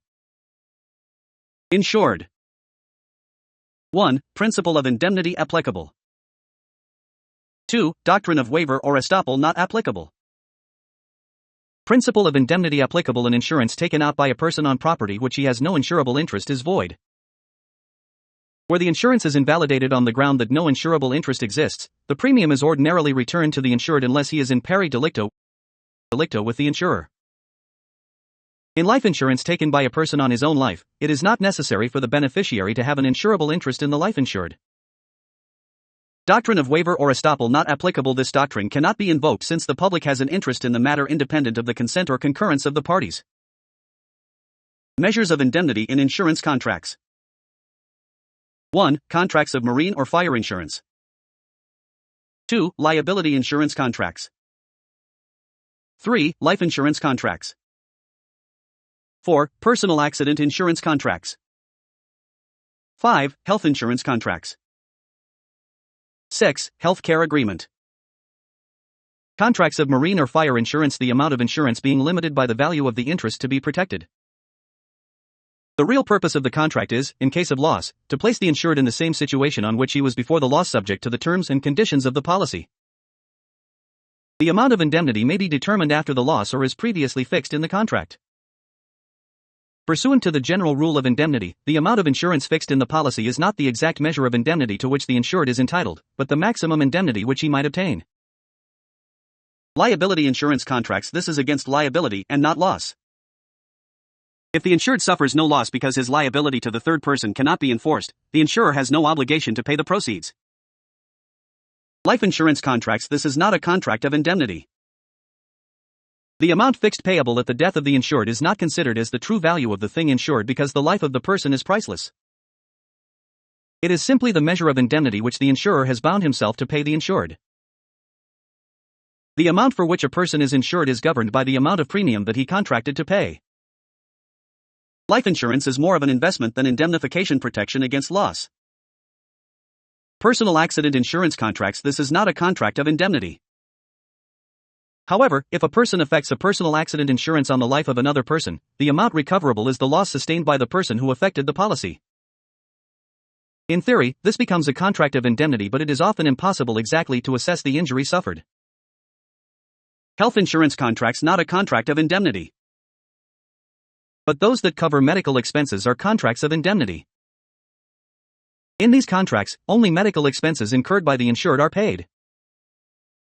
Healthcare agreement with a health maintenance organization, HMO, is in the nature of a non-life insurance which is a contract of indemnity. Once a member incurs medical or hospital bills from sickness, injury, and the like, the healthcare provider must pay for the same to the extent agreed upon under the contract. Section 19. Section 19. An interest in property insured must exist when the insurance takes effect, and when the loss occurs, but need not exist in the meantime. An interest in the life or health of a person insured must exist when the insurance takes effect, but need not exist thereafter or when the loss occurs. Time when insurable interest must exist. 1. When insurance takes effect and loss occurs. 2. When insurance takes effect. 3. When liability attaches. 4. Need not exist during intervening period. When insurance takes effect and loss occurs, insurable interest in property must exist on the date of execution of the contract of insurance and on the date of the occurrence of the risk, otherwise, policy is void. If he has no insurable interest, he suffered no loss because it is an insurance of indemnity. When insurance takes effect, this is applicable in life insurance, even if it has ceased to exist at the time of the insured's death. Since the event which payment to be made is certain to happen, it is logical to determine insurable interest at the time the contract was entered into. When liability attaches in liability insurance, questions of insurable interest are not important. It necessarily exists when the liability of the insured to a third party attaches. Need not exist during intervening period. The purpose of the provision is to prevent the issue of wagering policies. Existence of insurable interest when risk attaches. Existence of insurable interest at the inception of the contract, unless made so by a statute, is not at all necessary to its validity. It is sufficient that insurable interest exists at the time the risk attaches. Insurable interest in life and property distinguished. As to extent of insurable interest in life insurance, it's unlimited, and in property, it is limited to the actual value of the interest. As to time when insurable interest must exist in life insurance, it is enough that the insurable interest exists at the time the policy takes effect and need not exist at the time of the loss, while in property insurance, it must exist when the insurance takes effect and when the loss occurs, but need not exist at the meantime. As to expectation of benefit to be derived in life insurance, the expectation of benefit to be derived from the continued existence of life need not have any legal basis. In property insurance, an expectation of benefit, to be derived from the continued existence of the property insured, however likely and morally certain of realization it may be, will not afford a sufficient insurable interest unless that expectation has a basis of legal right. Section 20. Section 20. Except in the cases specified in the next 4 sections, and in the cases of life, accident, and health insurance, a change of interest in any part of a thing insured unaccompanied by a corresponding change of interest in the insurance suspends the insurance to an equivalent extent, until the interest in the thing and the interest in the insurance are vested in the same person. Effect, in general, of change of interest. Generally speaking, the mere transfer of a thing insured does not transfer the policy but suspends it until the same person becomes the owner of both the policy and the thing insured. This is in accordance to Sector 19 that an insured must have an insurable interest in the property insured at the time of the loss. Object of rule against alienation. This is to provide against changes which might supply a motive to destroy the property, or might lessen the interest of the insured in protecting and guarding it. Change of interest covered by law. The change of interest covered in sections 20 to 24 means absolute transfer of property insured, such as the conveyance of the property by means of an absolute deed of sale. Consequently, the interest in the property insured does not pass by mere execution of a pledge or a mortgage. Exceptions to the general rule. The rule that change of interest suspends the insurance is subject to these exceptions. 1. In life, health, and accident insurance. 2. A change of interest in the thing insured after the occurrence of an injury which results in a loss. 3. A change of interest in one or more several things, separately insured in one policy. 4. A change of interest by will or succession on the death of the insured. 5. A transfer of interest by one of the several partners, joint owners or owners in common, who are jointly insured, to the others. 6. When a policy is so framed that it will inure to the benefit of whomsoever, during the continuance of a risk, may become the owner of the interest insured. 7. When there is an express prohibition against alienation in the policy. In case of alienation, the contract of insurance is not merely suspended but is avoided. Section 21. Section 21. A change of interest in a thing insured, after the occurrence of an injury which results in a loss, does not affect the right of the insured to indemnity for the loss. Change of interest in a thing insured after loss. After the loss happened, the liability of the insurer becomes fixed. The insured has a right to assign his claim against the insurer as freely as any other money claim. This right is absolute and cannot be delimited by an agreement. The insured has also the absolute right to transfer the thing insured after the occurrence of the loss. Such change of interest does not alter his right to indemnity for the loss. Section 22. Section 22. A change of interest in one or more of several distinct things, separately insured by one policy, does not avoid the insurance as to the others. Change of interest where several things separately insured by one policy. It is important to make a distinction between a divisible contract and an indivisible contract. Effect dependent on divisibility of contract. If the things are separately insured in one policy, the contract is divisible and the violation of a condition which avoids the policy with respect to one or more of the things does not affect the others. Conversely, if the things are insured under one policy for a gross sum and for an entire premium, the contract is indivisible so that a change in interest in one or more of the things will also avoid the insurance as to the others. Divisibility of a contract, a question of intention. This is to be determined by the language employed by the parties. Example, where only one premium was paid for the entire shipment of goods, the insurance contract is indivisible and the fact that the goods are loaded on two different vessels does not make the contract several and divisible as to the items insured. Section 23. Section 23. A change of interest, by will or succession, on the death of the insured, does not avoid an insurance, and his interest in the insurance passes to the person taking his interest in the thing insured. Change of interest by death of the insured. It passes to the person's heir, legatee or devisee who acquired interest in the thing insured. This passes from the moment of death of the decedent. Section 24. Section 24. A transfer of interest by one of several partners, joint owners, or owners in common, who are jointly insured, to the others, does not avoid an insurance even though it has been agreed that the insurance shall cease upon an alienation of the thing insured. Transfer of interest by one of the several partners, etc., jointly insured. Effect where transfer is to the others, it will not avoid the insurance. The rule is the same even if there is a stipulation that the insurance shall cease upon an alienation of the thing insured. Reason for the rule: each partner is interested in the whole property and the hazard is not increased because the purchasing partner has acquired a greater interest in the property by a transfer of his co-partner's share. The transfer does not affect the risk because no new party is brought into contractual relationship with the insurer. Exception to the rule: a policy will be avoided by a sale of an interest in partnership property by the partner to one of his co-partners, without the consent of the insurer and before the loss occurs, where the policy contains the condition that in case of any sale, transfer, or change of title of any property insured by this company, or of any undivided interest therein, such insurance will be void and cease. Effect when transfer is to a stranger: it is alienation where transfer to a stranger or third person that will avoid the policy. A sale of a partner of his interest to a stranger ends the contract of insurance as to him but does not affect the insurance as to the others. Section 25. Section 25. Every stipulation in a policy of insurance for the payment of loss, whether the person insured has or has not any interest in the property insured, or that the policy shall be received as proof of such interest, and every policy executed by way of gaming or wagering, is void. Stipulations prohibited in an insurance policy. Stipulation for the payment of loss whether the person insured has or has not any interest in the subject matter of the insurance. This is a mere wager policy or contract and is void.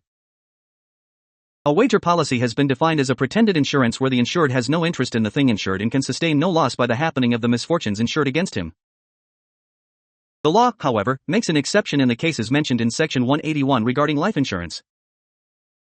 Stipulation that the policy shall be received as a proof of insurable interest. One insurable interest exists does not depend upon the contract of insurance or the stipulations therein. The insurer can always show lack of insurable interest after the issuance of a policy of insurance. Such defense of absence of insurable interest is available only to the insurer. Wagering or gaming policies void. A contract of insurance is void for illegality unless the insured has an insurable interest in the subject matter insured. A mere bet upon a future event wager or gaming policies are disapproved and condemned not only under statutes declaring them void, but also on the ground of public policy. They are regarded as detrimental to society. Such policies have a tendency to create a desire for the event. Non-existence of loss from the occurrence of event wagers suffer no loss from the occurrence of the contingent event. They actually profit from it. The insurable interest requirement intends to deter the insured from the temptation to bring about by unnatural means the results of the contingent event. Title 4. Concealment. Section 26. Section 26. A neglect to communicate that which a party knows and ought to communicate is called a concealment. Primary concerns of the parties to an insurance contract. 1. The correct estimation of the risk which enables the insurer to decide whether he is willing to assume it, and if so, at what rate of premium. 2. The precise delimitation of the risk which determines the extent of the contingent duty to pay by the insurer. 3. Control of the risk after it is assumed as will enable the insurer to guard against the increase of risk due to change in conditions. 4. Determining whether a loss occurred and if so, the amount of such loss. Devices for ascertaining and controlling risk and loss. 1. Concealment. 2. Representations. 3. Warranties. 4. Conditions. 5. Exceptions. Concealment and representation to enable the insurer to secure the same information with respect to the risk that was possessed by the applicant for insurance, so that he might be equally capable of forming a just estimate or its quality. Warranties and conditions deals with conditions existing at the inception of the contract. They involve facts the existence of which shows the risk to be greater than that intended to be assumed and operates to create in the insurer the power to extinguish if he so desires, the legal relations already created. Example, the insured is required the warrant that he had not been subject to a major operation, or a stipulation in the policy may be inserted that the policy shall be void should the insured be guilty of concealment or representations. Exceptions used for the purpose of making more definite the coverage indicated by the general description of the risk by excluding certain specified risks that otherwise would have been included under the general language describing the risks assumed. The general description of the risk concerned has two parts. 1. Designation of the specific property interest to be covered. 2. Specification of such of the perils to which that property interest would be exposed.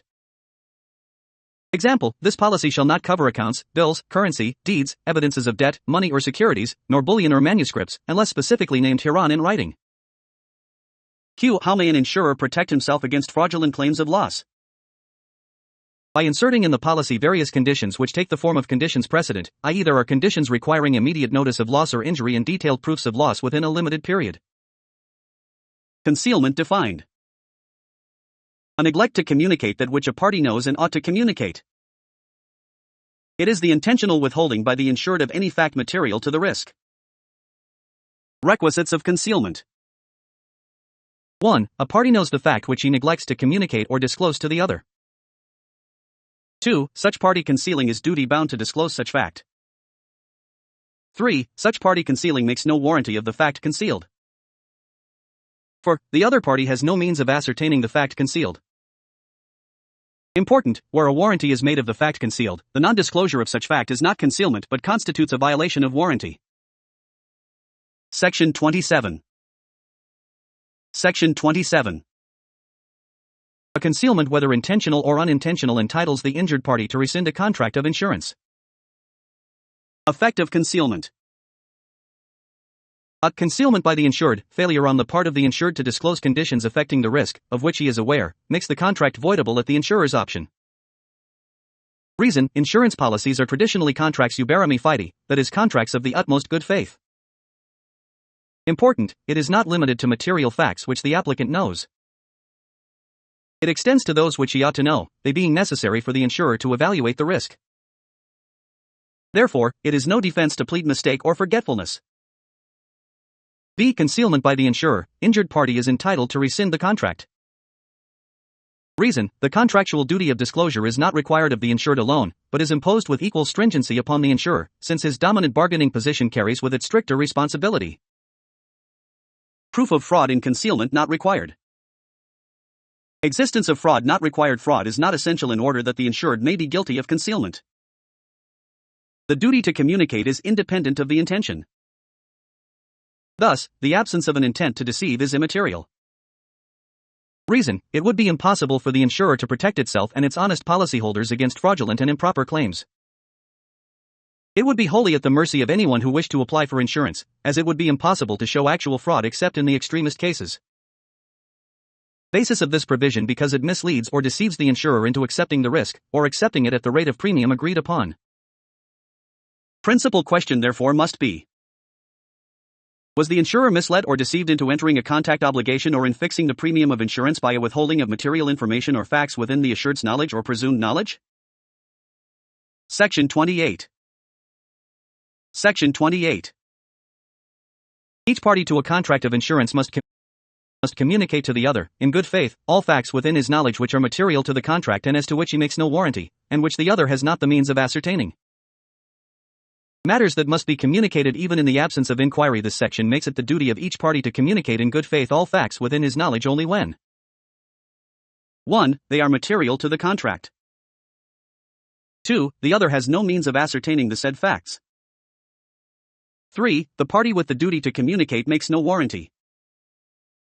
Important, the test is, if the applicant is aware of the existence of some circumstances which he knows would influence the insurer in acting upon his application, good faith requires him to disclose that circumstance, through unasked. Q. What is the effect if the insurer failed to verify the statements made by the insured in his application? Nothing.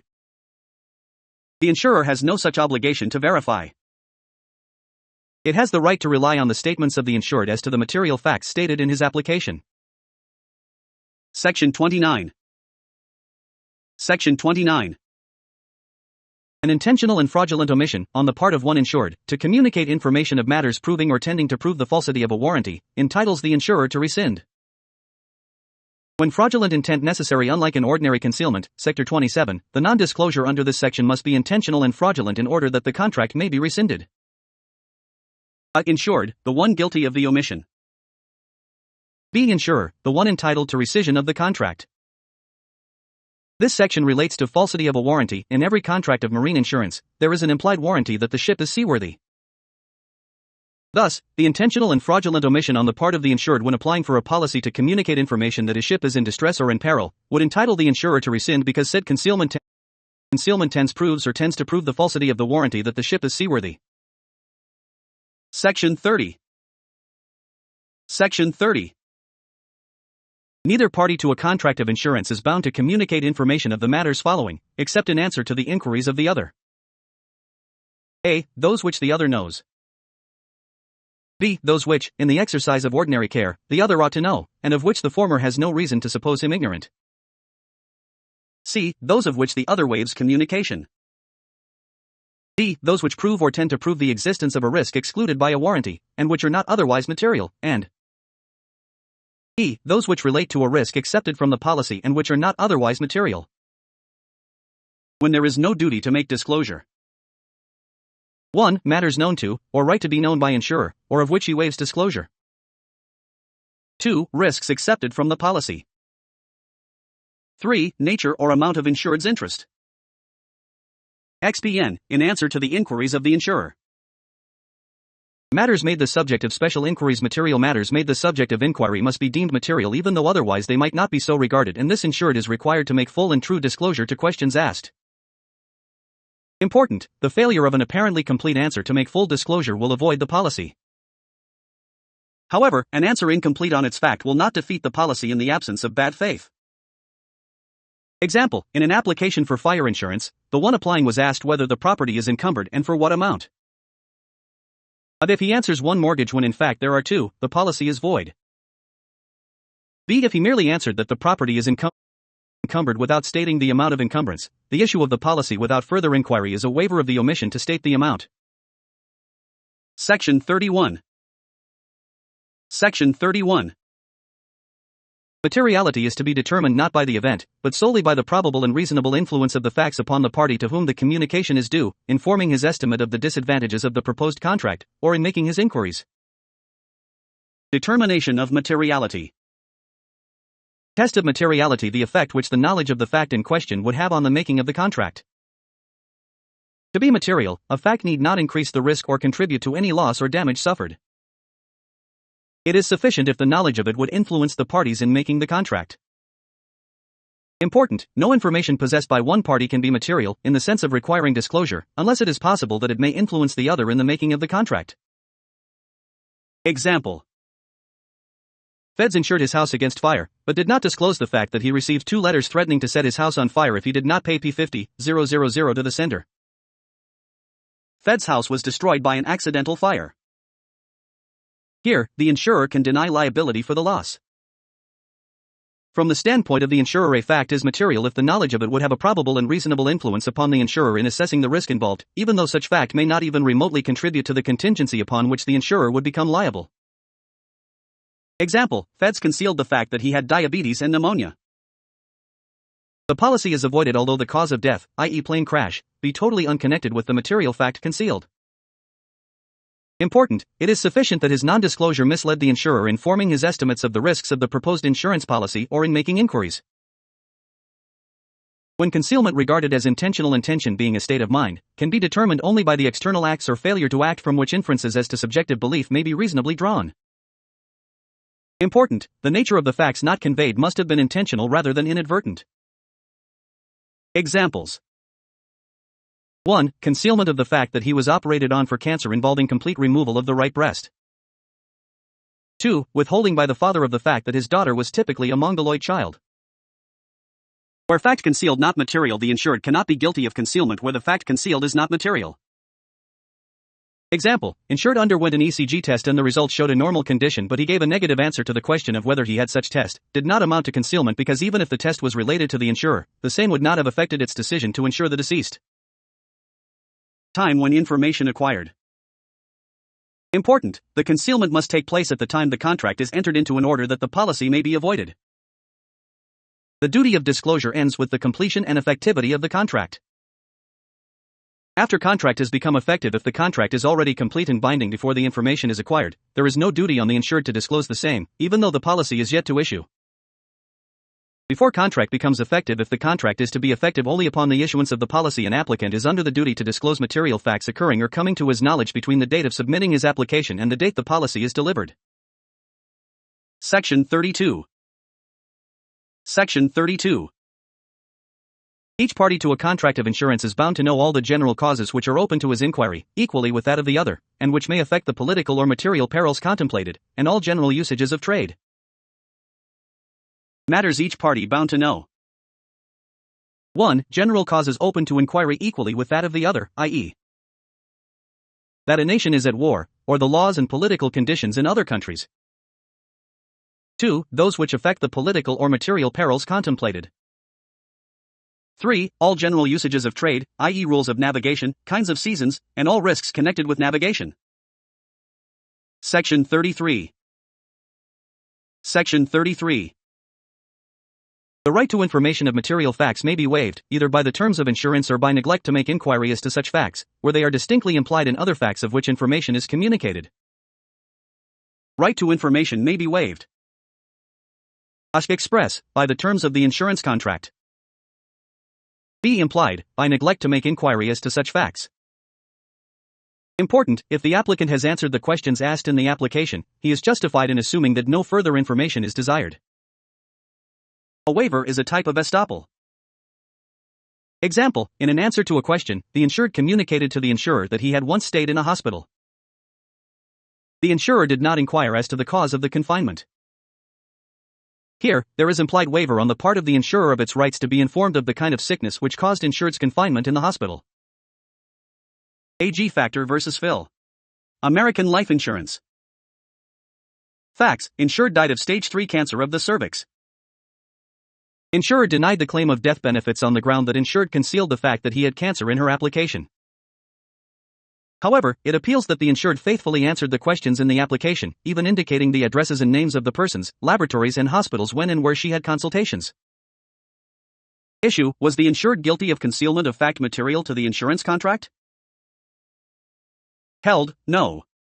The insurer had every means to ascertain the truth of the matter alleged in the application. Insurer's failure to make inquiry constituted a waiver of its right to information of the facts. Ing Z vs. Asian Crusader Life Assurance Corp. Facts, insured stated that he was operated on for a tumor of the stomach associated with ulcer. It turned out, however, that his ailment was diagnosed as peptic ulcer, where a portion of his stomach was removed. Issue, was the insurer deceived into entering the contract or accepting the risk at the rate of premium agreed upon? Held, no. In the absence of evidence that the insured had sufficient medical knowledge as to enable him to distinguish between peptic ulcer and a tumor, his statement that said tumor was associated with peptic ulcer of the stomach should be construed as an expression in good faith of his belief as to the nature of his ailment and operation. While the information was imperfect, the same was nevertheless sufficient to have induced the insurer to make further inquiries about the ailment and operation of the insured. Insurer's failure to make further inquiry therefore waives the imperfection of the answer. Section 34. Section 34. Information of the nature or amount of the interest of one insured need not be communicated unless in answer to an inquiry, except as prescribed by Section 51. Disclosure of nature and extent of interest of insured. General rule, there is no need to disclose the interest in the property insured. Exceptions. 1. In answer to an inquiry. 2. If the person applying for the policy is not the absolute owner thereof, Section 51. Example. A fire insurance policy was issued to Feds. He was described as the owner of the property, but in fact, he was only given the privilege of occupying the property, rent-free for life by the terms of his father's will. Is the policy valid? No. Feds is guilty of misrepresentation. He should have disclosed the nature of his interest in the property inasmuch as he is not the absolute owner thereof. Section 35. Section 35. Neither party to a contract of insurance is bound to communicate, even upon inquiry, information of his own judgment upon the matters in question. Disclosure of judgment upon the matters in questions. The duty to disclose is confined to facts. Hence, there is no duty to disclose mere opinion, speculation, intention, or expectation. Important, this is true even if the insured is asked. Example, if the insurer asks, "How long do you think you will live?" the insured need not answer the question. The fact that he committed error in answering such a question calling for an expression of opinion does not constitute fraud in law. Title 5. Representation. Section 36. Section 36. A representation may be oral or written. Representation and misrepresentation defined. Representation statement made by the insured at the time of, or prior to the issuance of the policy relative to the risk to be insured, as to an existing or past fact or state of facts, or concerning a future happening, to give information to the insurer and otherwise induce him to enter into the insurance contract. Misrepresentation. A statement. 1. As a fact of something which is untrue. 2. Which the insured stated with knowledge that it is untrue and with an intent to deceive, or which he states positively is true without knowing it to be true and which he has tendency to mislead. 3. Where such fact in either case is material to the risk. TN. Misrepresentation may be viewed as the active form of concealment. Important, the misrepresentation has the effect of rendering the contract voidable at the option of the insurer, even though innocently made and without wrongful intent. Forms and nature of representation. Information given concerning risk. The person applying for insurance must give the insurer all information concerning the risk as will be of use to the latter in estimating the character and in determining whether or not to assume it. The information may be given. 1. Orally. 2. Written in papers not connected with the contract, i.e. circulars, prospectuses, examiner's report. 3. In the policy itself. Forms the basis of contract. The information, however given, forms the basis of the contract. It describes, marks out and defines the risk assumed. Here arises the reasonable rule that the untruth of any material representation relied on by the insurer will avoid the contract, wholly irrespective of the intent, whether innocent or fraudulent.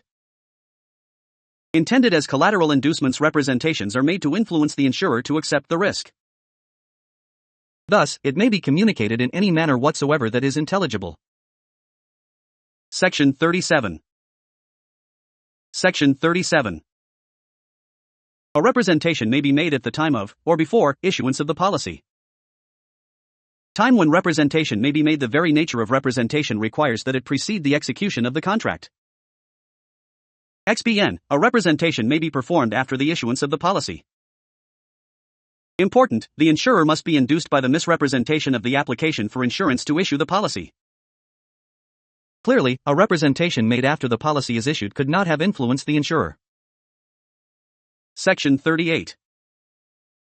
Section 38.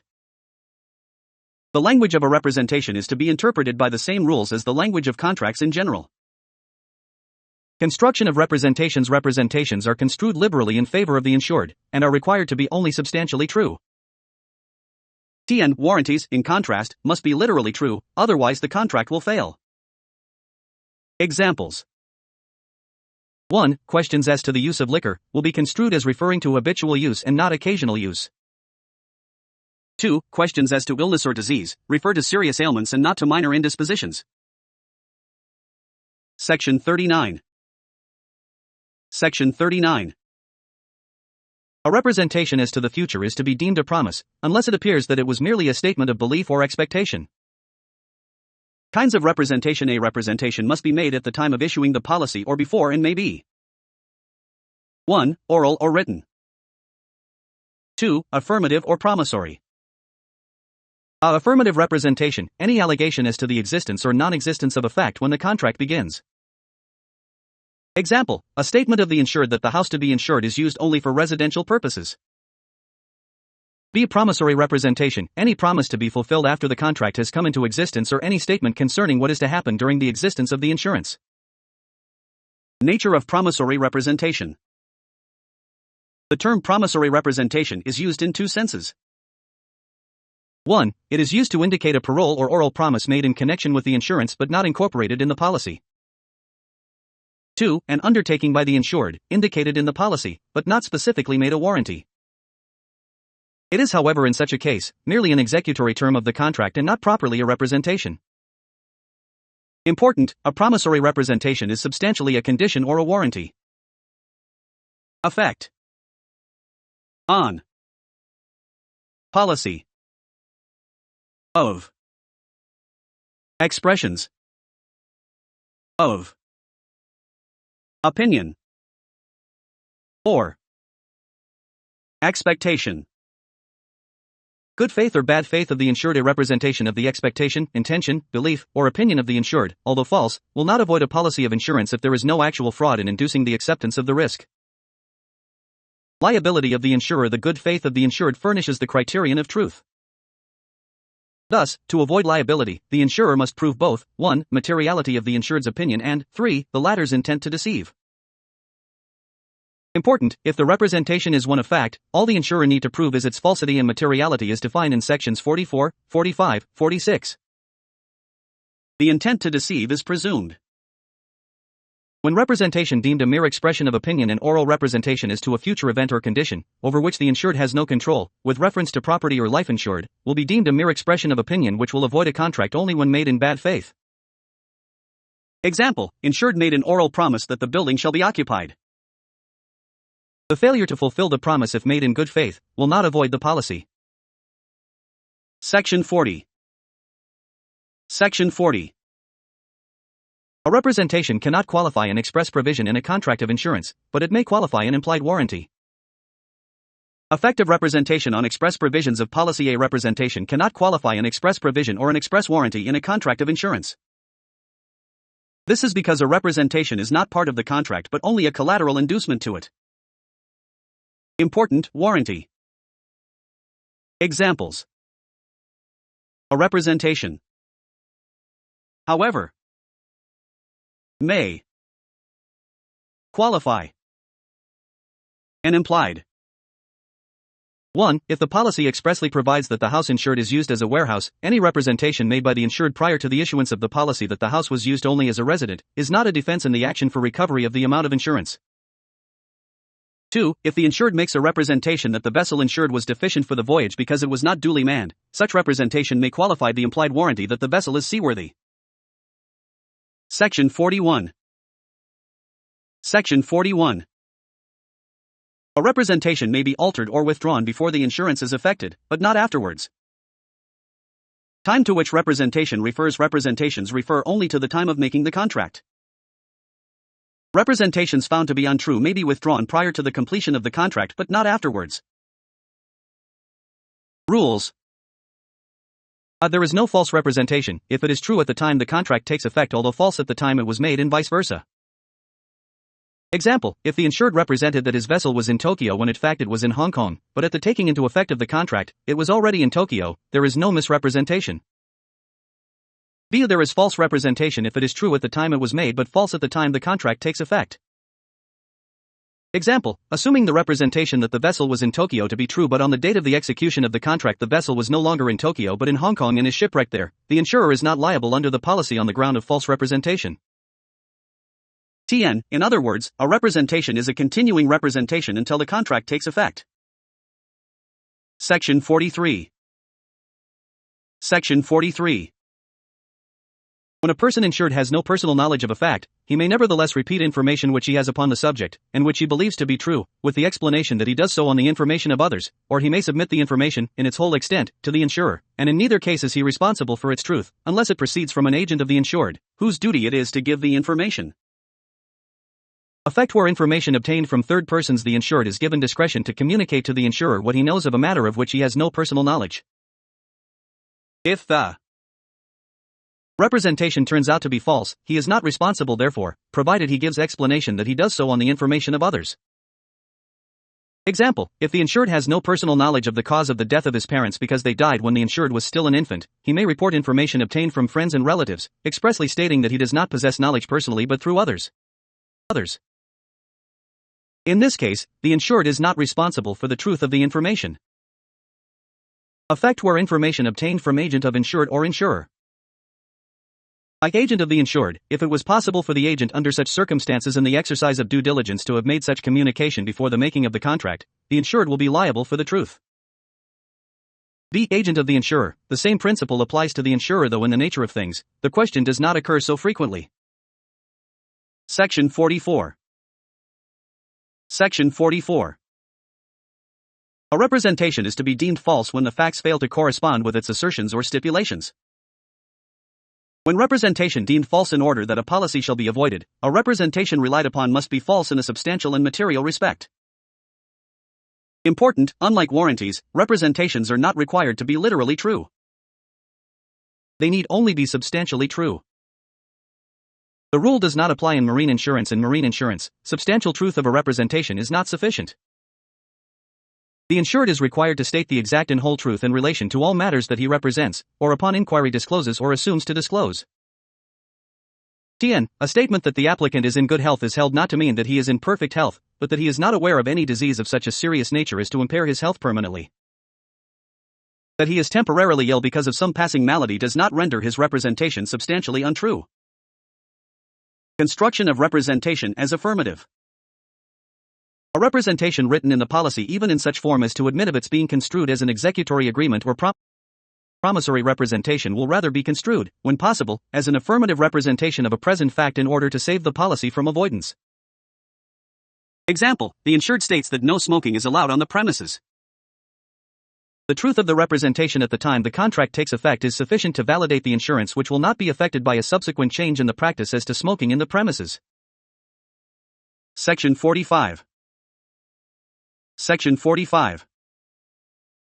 If a representation is false in a material point, whether affirmative or promissory, the injured party is entitled to rescind the contract from the time when the representation becomes false. Effect of falsity of representation. Fraud or intent to misrepresent facts is not essential to entitle the injured party to rescind a contract of insurance on the ground of false representation. To be deemed false, it is sufficient if the representation fails to correspond with the facts in a material point. Effect of collusion or fraud of agent of insurer. A collusion with insured, collusion between the agent and the insured in misrepresenting the facts will vitiate the policy even though the agent is acting within the apparent scope of his authority. B. Principle of agent, where the insured merely signed the application form and made the agent of the insurer fill the same for him, it was held that by doing so, the insured made the agent of the insurer his own agent. The insurer is liable when its agent writes a false answer into the application without the knowledge of the insured. Important, but where the insurer required its medical examiner to put the questions and fill out the answers in his own handwriting, the writer of the application is not the agent of the insured. Section 46. Section 46. The materiality of a representation is determined by the same rules as the materiality of a concealment. Test materiality of representation. The materiality of the representation is to be determined not by the event, but solely by the probable and reasonable influence of the facts upon the party to whom the representation is made. Important, materiality is a judicial question. The matter misrepresented must be of that character which the court can say would reasonably affect the insurer's judgment. Concealment and misrepresentation compared. 1. As to definition. At concealment, the insured withholds information of material facts from the insurer. B. Misrepresentation, the insured makes erroneous statements of facts with the intent of inducing the insurer to enter into the insurance contract. 2. The materiality of a concealment is determined by the same rules as applied in cases of misrepresentation. 3. A concealment on the part of the insured has the same effect as a misrepresentation and gives the insurer a right to rescind the contract. 4. Whether intentional or not, the injured party is entitled to rescind a contract of insurance on ground of concealment or false representation. 5. Since the contract of insurance is said to be one of utmost good faith on the part of both parties to the agreement, the rules on concealment and representation apply likewise to the insurer. Section 47. Section 47. The provisions of this chapter apply as well to a modification of a contract of insurance as to its original formation. Applicability of sections 26 to 48. The provisions of sections 26 to 35 governing concealment and sections 36 to 48 governing representations apply not only to the original formation of the contract but also to a modification of the same during the time it is in force. Important, thus, where the insurer is induced to modify the insurance policy as to the rate of premium by a misrepresentation on the part of the insured in a material point, the insurer is entitled to rescind such modification. Section 48. Section 48. Whenever a right to rescind a contract of insurance is given to the insurer by any provision of this chapter, such right must be exercised previous to the commencement of an action on the contract. After a policy of life insurance made payable on the death of the insured shall have been in force during the lifetime of the insured for a period of 2 years from the date of its issue or of its last reinstatement, the insurer cannot prove that the policy is void ab initio or is rescindable by reason of the fraudulent concealment or misrepresentation of the insured or his agent. When an insurer must exercise his right to rescind. In general, a contract of insurance may be rescinded on the ground of 1. Concealment. 2. False representation. 3. Breach of warranty. Important, a defense to an action to recover insurance that the policy was obtained through false representations, fraud, and deceit is not in the nature of an action to rescind and is thus not barred by the provision. There is no time limit imposed for interposing this defense. In non-life policy, in order that the insurer may rescind a contract of insurance, such right must be exercised prior to the commencement of an action on the contract. In other words, the insurer is no longer entitled to rescind a contract of insurance after the insured has filed an action to collect the amount of the insurance.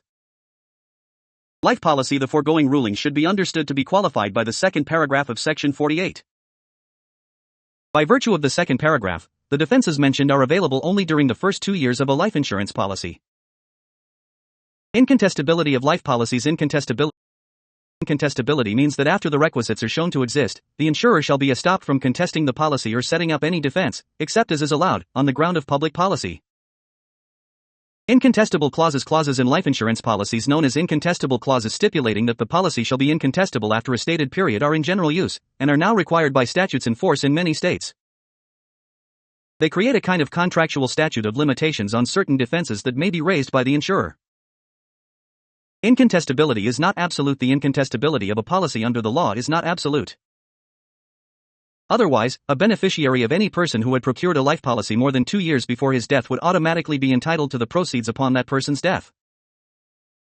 Incontestability only deprives the insurer of those defenses which arise in connection with the formation and operation of the policy prior to loss. Theory and object of the incontestable clause. As to the insurer, an insurer should have a reasonable opportunity to investigate the statements which the applicant makes in procuring his policy, and that after a definite period, the insurer should not permit it to question the validity of the policy either by affirmative action or by defense. As to the insured, the clause has as its object to give the greatest possible assurance to a policyholder that his beneficiaries would receive payment without question as to the validity of the policy or the existence of the coverage once the period of contestability passes. Requisites for incontestability. In order that the insurance shall be incontestable, the following must be present. 1. The policy is a life insurance policy. 2. It is payable on the death of the insured. 3. It has been in force during the lifetime of the insured for at least 2 years from its date of issue or of its last reinstatement. Important, the period of 2 years for contesting a life insurance policy by the insurer may be shortened, but it cannot be extended by stipulation.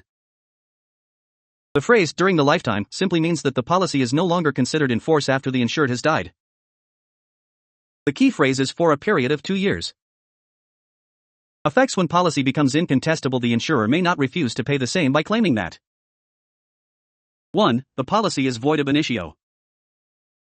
2. It is rescissible by reason of the fraudulent concealment of the insured or his agent, no matter how patent or well-founded. 3. It is rescissible by reason of the fraudulent misrepresentations of the insured or his agent. Rule in case of reinstatement: a policy of insurance, after it has lapsed or become forfeited as for non-payment of premiums or breach of a warranty or condition, may be revived or reinstated pursuant to a provision in the policy or the agreement of the parties. Important, in which case, the period of contestability should be counted from the date of reinstatement and not from the date of the issuance of the policy. Defense is not barred by incontestable clause. The insurer may still contest the policy by way of defense to a suit brought upon the policy or by action to rescind the same, on any of the following grounds. 1. That the person taking the insurance lacked insurable interest as required by law. 2. That the cause of the death of the insured is an accepted risk. 3. That the premiums have not been paid. 4. That the conditions of the policy relating to military or naval service have been violated. 5. That the fraud is of a particularly vicious type, as where the policy was taken out in furtherance of a scheme to murder the insured, or where the insured substitutes another person for the medical examination, or where the beneficiary feloniously kills the insured. Title 6. The policy. Sections 49 to 50. Section 49.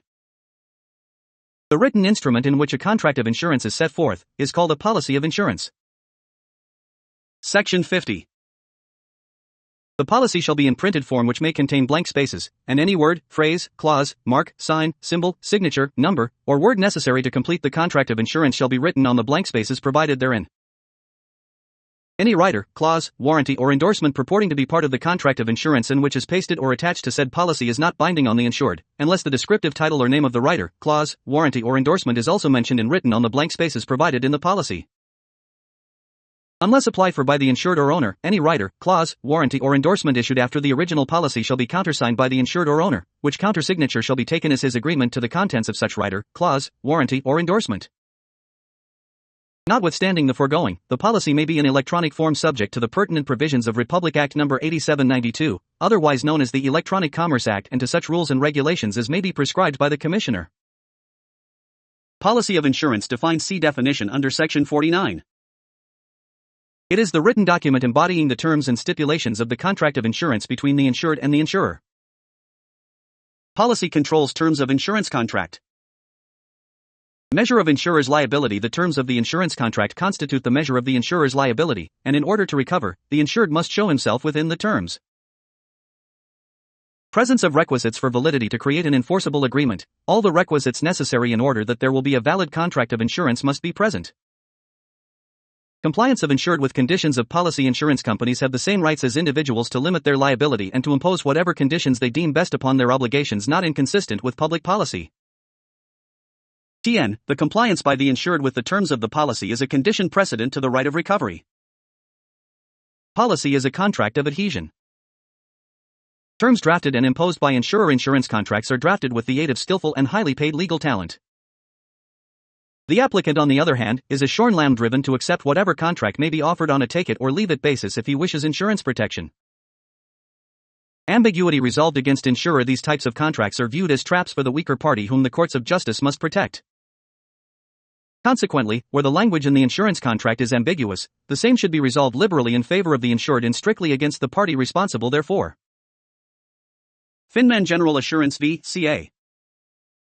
Where the personal accident insurance policy involved specifically enumerated only 10 circumstances wherein no liability attaches to the insurer for any injury, the failure of the insurer to include death resulting from murders or assault among the prohibited risks lead inevitably to the conclusion that it did not intend to limit or exempt itself from liability for such death.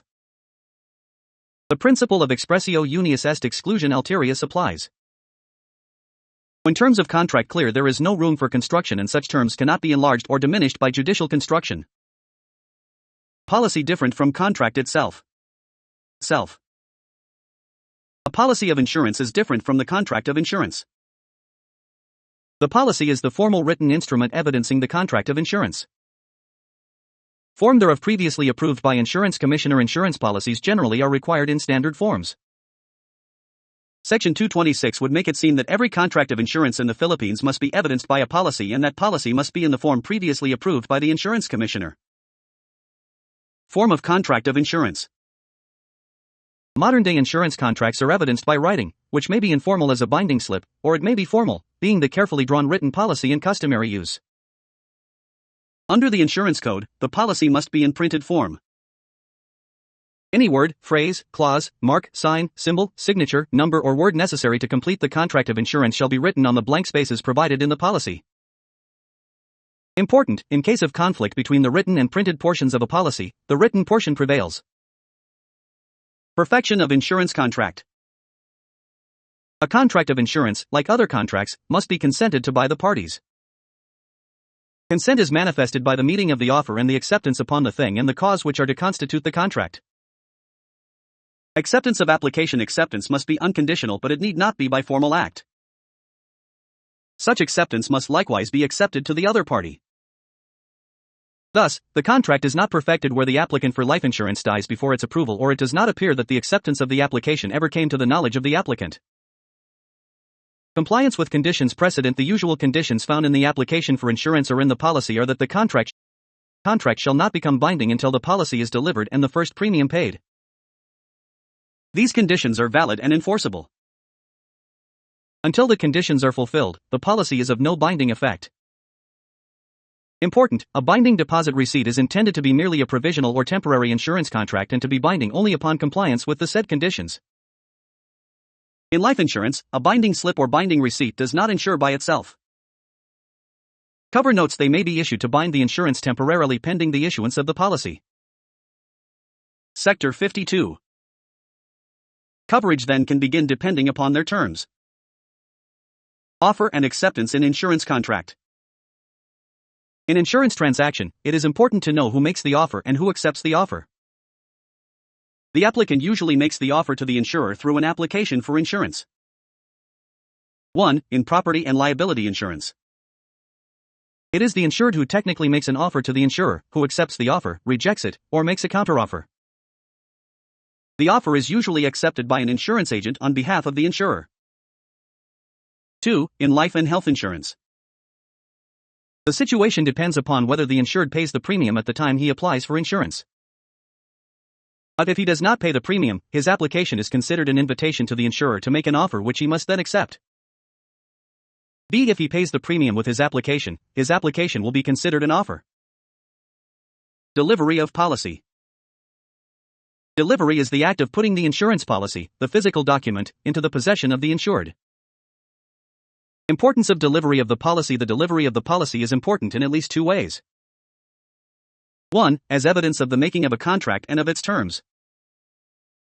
2. As communication of the insurer's acceptance of the insured's offer. 3. Delivery is also important because it may affect the term of the coverage. Example, if a policy provides that the coverage terminates 1 year after delivery, it therefore becomes the important fact for determining when the policy ends. Effective absence of delivery. The delivery of a policy is not a prerequisite to a valid contract of insurance, unless the parties have so agreed in clear language. The contract may be completed prior to or even without the delivery of the policy depending on the intention of the parties. Important, the widespread use of binding receipts has made delivery less important than it used to be in the process of forming a contract between the insurer and the insured, but delivery still has significance as the decisive act that ordinarily marks the end of the insurer's opportunity to decline coverage. Mode of delivery of policy. Actual delivery, delivery to the insured in person or his duly constituted agent. B. Constructive delivery, may be constructively delivered when it is deposited in the mail duly directed to the insured or his agent. TN, in the final analysis, whether or not the policy was delivered after its issuance depends not upon its manual possession by the insured, but rather upon the intention of the parties which may be shown by their acts or words. Presumption of delivery. Possession by the insured raises the presumption that the policy was delivered to him, while possession by the insurer is prima facie evidence that no delivery was made. Important, if the application contains a provision that the insurance shall not be effective until the delivery of the policy, delivery is essential to the consummation of the contract. Liberty National Life Insurance Company v. Patterson. Facts, Feds made a written application for a $10,000 policy. He paid the premiums and was given a receipt. The application provided that no insurance would take effect until the policy had been manually delivered to and accepted by Feds and the first premium paid during his lifetime. Feds then died of a coronary disease before the policy was issued and delivered to him. Issue, was the policy enforceable although it was not manually delivered to and accepted by Feds?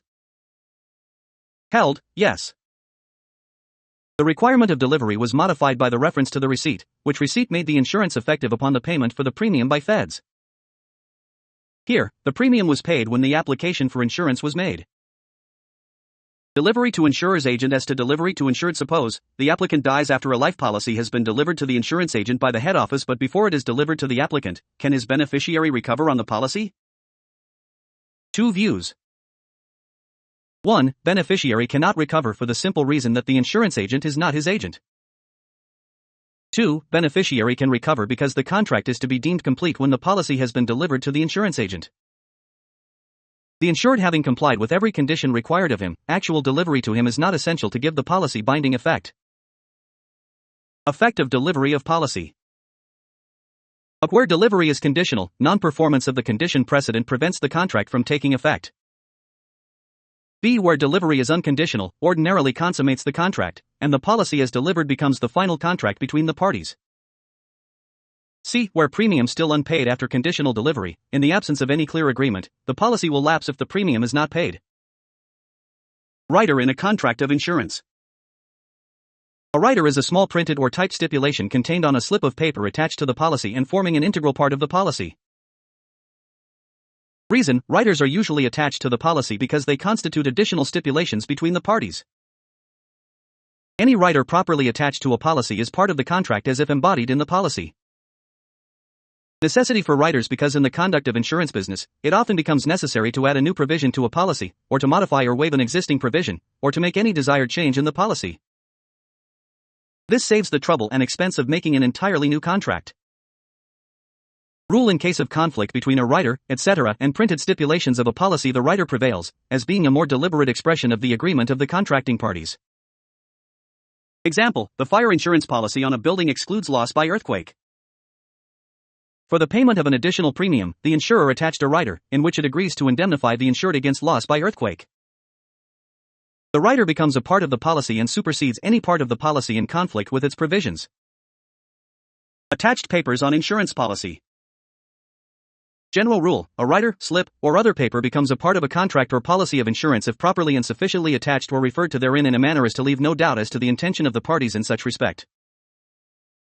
Exception: if the descriptive title or name of the rider, etc., is not mentioned and written on the blank spaces provided in the policy. Important: the lack of description will not affect the other provisions of the policy except where without such rider, etc., the contract would be incomplete. Provisions of the policy except where without such rider, etc., the contract would be incomplete. Warranties inserted or attached to a policy to eliminate specific potential increases of hazard during the policy term owing to 1. Actions of the insured or 2. Condition of the property. Example: hazardous trades warranty. Clause: agreement between the insurer and the insured on certain matter relating to the liability of the insurer in case of loss. Examples: 1. 3/4 clause. 2. Loss payable clause. 3. Change of ownership clause. Endorsement provision added to an insurance contract altering its scope or application. Examples of endorsements are those extending the perils covered. Effective lack of signature gr, where the rider, etc., is physically attached to a policy of insurance contemporaneously with its execution. The fact that it is without the signature of the insurer or of the insured will not prevent its inclusion and construction as a part of the insurance contract. XPN, but the countersignature of the insured or owner is required to any rider, etc., not applied for by him if issued after the delivery of the policy, which countersignature shall be taken as his agreement to the contents of the matter so attached. Effect of failure of insured to real policy. Majority rule: in most jurisdictions, the fact that it is customary for insured persons to accept policies without reading is judicially recognized. The basis for the decisions is that insurance contracts are contracts of adhesion and not of bargaining, that is, the insured purchases the contract prepared solely by the insurer. Minority rule: the insured has the duty to read his policy and is bound by his contract as written whether he reads it or not. Exceptions. 1. Where the insured could not have discovered the erroneous statement by such reading. 2. Where the insured is induced by the fraud of the agent of the insurer not to read his policy. 3. Where the insured is illiterate or unable to read English. 4. Where contracts are long, complicated and difficult to understand even if read. Important: there is no sufficient reason in contracts of insurance why a party should be relieved from the duty of exercising the ordinary care and prudence that would be exacted in relation to other contracts. The conformity of the insured to the terms of the policy is implied from his failure to express any disagreement with what is provided for. Trend in modern cases in forming a contract, an insured relies not upon the text of policies but on the general descriptions of the coverage provided by the insurer and its agents during the time he is considering whether to submit an application. Absent a special request, an insured will not see the text of the policy until after the application has been submitted and the first premium paid. Under these circumstances, it is not surprising that the so-called duty to read has less significance in modern cases. Insurer's duty to explain the policy. Where terms of policy are clear, the insurer has no affirmative duty to explain the policy or its exclusions to the insured. This principle, however, is subject to some important caveats. Important caveats. 1. Reasonable expectations of insured. If a court holds that an insured's reasonable expectations entitle him to coverage despite policy language to the contrary, the insurer must pay for the loss because the insurer failed to explain the limitations on coverage to the insured. 2. Options available to insured. In the area of motor vehicle insurance where legislations have made certain kinds of coverage optional, courts have sometimes imposed a duty on the insurer to explain the options to the insured. 3. Information expected by insurer's agent. In the exercise of skill and care that a reasonable agent would exercise, he has the obligation to explain to the customer the kinds of coverage available and to help the insured in choosing an appropriate coverage. 4. Contractual rights of insured. After denial of coverage. When the insured disputes a denial of coverage, the insurer has the obligation to alert the insured to his rights under the policy. The insurer must take affirmative steps to make sure that the insured is informed of his remedial rights. Section 51. Section 51. A policy of insurance must specify a. The parties between whom the contract is made. b. The amount to be insured except in the cases of open or running policies.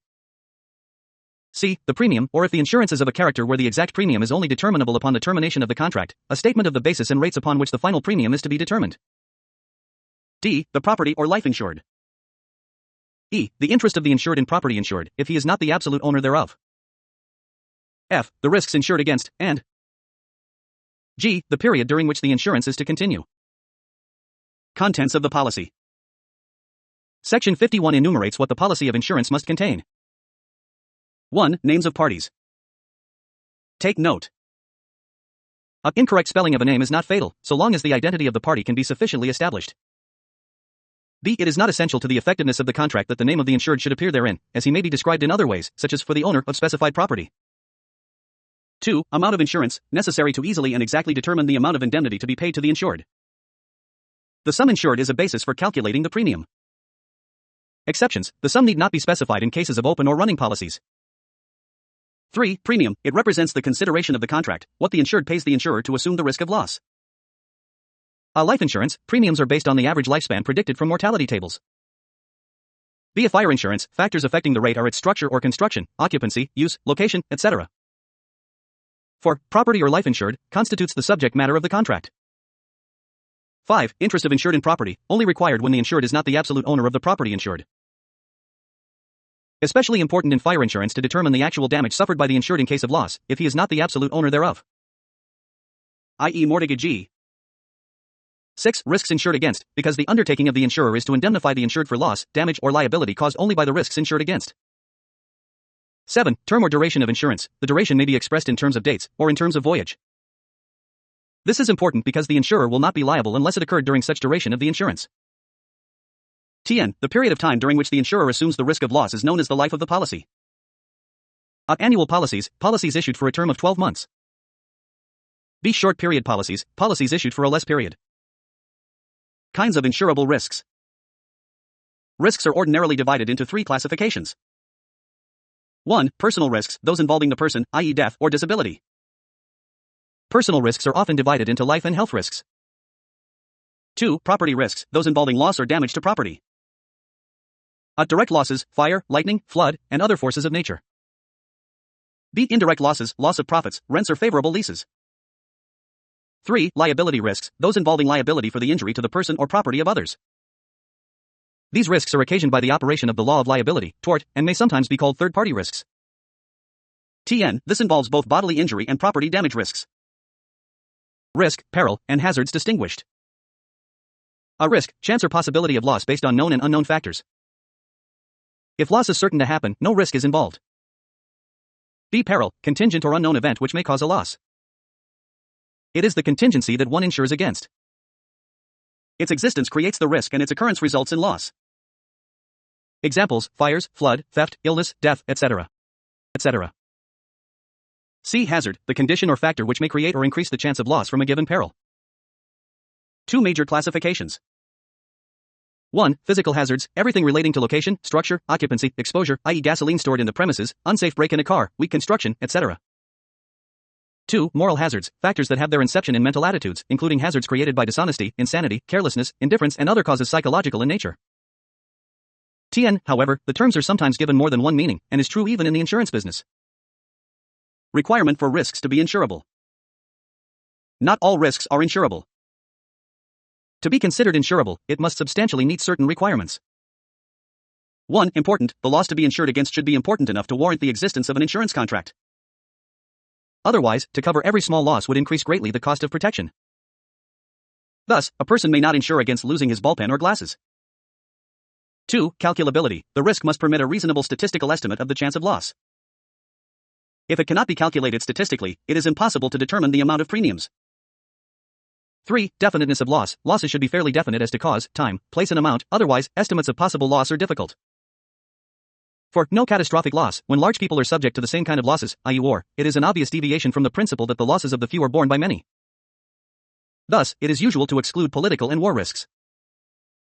5. Accidental in nature, insurable risks must normally be accidental in nature. Intentional losses caused by the insured are not insurable because they cannot be predicted and payment for them is against public policy. Requirement not absolute, however, the requirements above for an insurable risk are not absolute. Insurability is best described as a relative matter. What is insurable varies among insurers and may change over time and with the use of several limitations. Section 52. Section 52. Cover notes may be issued to bind insurance temporarily pending the issuance of the policy. Within 60 days after issue of a cover note, a policy shall be issued in lieu thereof, including within its terms the identical insurance bound under the cover note and the premium therefore. Cover notes may be extended or renewed beyond such 60 days with the written approval of the Commissioner if he determines that such extension is not contrary to and is not for the purpose of violating any provisions of this code. The Commissioner may promulgate rules and regulations governing such extensions for the purpose of preventing such violations and may by such rules and regulations dispense with the requirement of written approval by him in the case of extension in compliance with such rules and regulations. Preliminary contracts of insurance. There are two kinds of preliminary contract of insurance. 1. Preliminary contract of present insurance. The insurer subjects the subject matter usually by a binding slip or binder or cover note, the contract to be effective until the formal policy is issued or the risk rejected. TN. The binder is actually a temporary contract of insurance and is usually issued after the applicant pays the first premium. 2. Preliminary contracts of executory insurance. The insurer makes a contract to insure the subject matter at some subsequent time which may be definite or indefinite. Here, the right acquired by the insured is merely to demand the delivery of a policy in accordance with the terms agreed upon and the obligation assumed by the insurer is to deliver such policy. Examples. IX signed an application for a fire insurance of his house. The insurer accepted the application and issued a cover note for the insurance. Before the policy could be issued, the house was burned. In this case, the insurer would have to reimburse X for his loss. B. Suppose, in the same example, the agreement of the insurer is to issue the policy within a certain date and the house was destroyed by fire before such date. Here, the insurer would not be liable on a claim for loss as there was merely an executory contract of insurance. Issuance and renewal of cover notes. Cover notes are binders short-term insurance policies that may be issued to afford immediate provisional protection to the insured until the insurer can inspect or evaluate the risk in question and issue the proper policy or until the risk is declined and notice thereof given. Take note. 1. Being temporary, it is sufficient that the cover note shows by necessary implication an agreement to pay whatever rate may be fixed. 2. The fact that no separate premium was paid on the cover note before the loss insured against occurred, does not militate against its binding effect as an insurance contract. Rules on cover notes. 1. Insurance companies doing business in the Philippines may issue cover notes to bind insurance temporarily, pending the issuance of the policy. 2. A cover note shall be deemed to be a contract of insurance within the meaning of Section 1(1) of the Code. 3. No cover note shall be issued or renewed unless in the form previously approved by the Insurance Commission.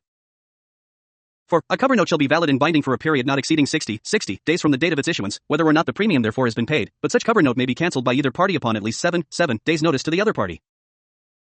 5. If a cover note is not so cancelled, a policy of insurance shall, within 60 days after the issuance of such cover note, be issued in lieu thereof. Such policy shall include within its terms the identical insurance bond under the cover note and the premium therefore. 6. A cover note may be extended or renewed beyond the aforementioned period of 60 days with the written approval of the Insurance Commission, provided that such written approval may be dispensed with upon the certification of the President, Vice President, or General Manager of the insurance company concerned that the risks involved, the values of such risks and or the premiums therefore have not as yet been determined or established and that such extension or renewal is not contrary to and is not for the purpose of violating any provisions of the insurance code, or of any of the rulings, instructions, circulars, orders or decisions of the insurance commissioner. 7. Insurance companies may impose on cover notes a deposit premium equivalent to at least 25% of the estimated premium of the intended insurance coverage but in no case less than P500.00. Section 53. Section 53. The insurance proceeds shall be applied exclusively to the proper interest of the person in whose name or for whose benefit it is made unless otherwise specified in the policy. Persons entitled to recover on policy as discussed. Insurance is a personal contract between the insured and the insurer. 1. As against the insured, third persons have no right to the proceeds of the policy unless there be some contract of trust, express or implied, between the insured and third persons. So that where different persons have different interests in the same property, like the mortgager and mortgagee of the property, the insurance taken by one in his own right and in his own interest does not in any way inure to the benefit of the other. 2. As against the insurer, a third person, in the absence of any provision in the policy, has also no right to the proceeds thereof. Pursuant to Section 53, only the insured, if still alive, or the beneficiary, if the insured is already deceased, is entitled to claim the insurance proceeds upon the maturation of the policy. Section 54. Section 54. When an insurance contract is executed with an agent or trustee as the insured, the fact that his principal or beneficiary is the real party in interest may be indicated by describing the insured as agent or trustee, or by other general words in the policy. An insurance may be taken personally or through an agent. An insurance may be taken by a person personally or through his agent or trustee, since by the provision of Section 53, the insurance is to be applied exclusively to the interest of the person in whose name or for whose benefit it is made.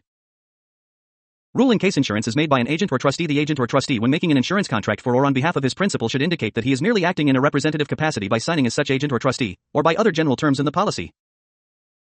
However, where the defendant acted as plaintiff's agent for the insurance of goods stored with the defendant, the plaintiff cannot claim the benefit of the agency without sharing in the expenses. Section 55. Section 55. To render an insurance affected by one partner or part owner, applicable to the interest of his copartners or other part owners, it is necessary that the terms of the policy should be such as are applicable to the joint or common interest. Where insurance affected by partner or part owner rules. 1. Insurable interest in the property of a partnership exists in both the partnership and the partners. 2. A partner has an insurable interest in the firm property which will support a policy taken out thereon for his own benefit. Important, but a partner who insures partnership property in his own name limits the contract to his individual share unless the terms of the policy clearly show that the insurance was meant to cover also the shares of the other partners. Sections 56 to 57. Section 56. When the description of the insured in a policy is so general that it may comprehend any person or any class of persons, only he who can show that it was intended to include him can claim the benefit of the policy. Section 57. A policy may be so framed that it will inure to the benefit of whomsoever, during the continuance of the risk, may become the owner of the interest insured. Where description of insured general. The policy of insurance must specify the parties between whom the contract is made. Although it is usual to insert in a policy the name of the person insured, it is not essential, as he may be described in other ways. What must a person claiming benefit show so the insurance may be applied to his interest? In order that the insurance may be applied to the interest of the person claiming the benefit of the policy, he must show that he is the person named or described, or that he belongs to the class of persons comprehended in the policy. Example, where the policy is for the owner of specified property, it is necessary for such person to prove that at least he was the owner of the thing insured at the time of the loss. Section 58. Section 58. The mere transfer of a thing insured does not transfer the policy, but suspends it until the same person becomes the owner of both the policy and the thing insured. Effective transfer of thing insured. Since a contract of insurance is a personal contract, it does not attach to or run with the property insured. Important, a purchaser of property who does not take the precaution to obtain a transfer of the policy of insurance cannot, in case of loss, recover upon such contract, as the transfer of the property has the effect of suspending the insurance until the purchaser becomes the owner of the policy as well as of the property insured. Section 59 to 62. Section 59. A policy is either open, valued, or running. Section 60. An open policy is one in which the value of the thing insured is not agreed upon, and the amount of the insurance merely represents the insurer's maximum liability. The value of such thing insured shall be ascertained at the time of the loss. Section 61. A valued policy is one which expresses on its face an agreement that the thing insured shall be valued at a specific sum. Section 62. A running policy is one which contemplates successive insurances, and which provides that the object of the policy may be from time to time defined, especially as to the subjects of insurance, by additional statements or endorsements. Kinds of policies: open or unvalued policy. This is defined in Section 60. It does not predetermine the value of the insured property but establishes a maximum amount the insurer will pay in case of total loss of the property. It is one in which a certain agreed sum is written on the face of the policy not as the value of the property insured, but as the maximum limit of the insurer's liability. The insured must establish the FMV of the insured property at the time of the loss. If the FMV exceeds the maximum, the latter will control; if below, the former will control. The insurer will only pay the actual cash value of the property as determined at the time of the loss. Valued policy. This is defined in Section 61. The value of the insured property is predetermined and the value is the amount to be used in case of total loss. Therefore, it is one in which the insured and the insurer expressly agree in advance on the value of the subject property. There are two values, the face value of the policy and the value of the thing insured. In the absence of fraud or mistake, the agreed value of the thing insured will be paid in case of total loss of the property, unless the insurance is for a lower amount. Running policy. This is intended to provide indemnity for property which cannot well be covered by a valued policy because of its frequent change of location and quantity, or for property of such nature as not to admit of a gross valuation. This means that insurance may be carried out for constantly changing stock of goods, or on grain that is being carried to and from the harbor on lighters. Advantages of a running policy. 1. He is neither underinsured or overinsured at any time, the premium being based on the monthly values reported.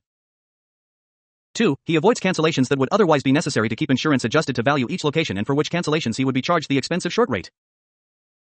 3. He is saved the trouble of watching his insurance and the danger of being underinsured in spite of his care, through oversight or mistake.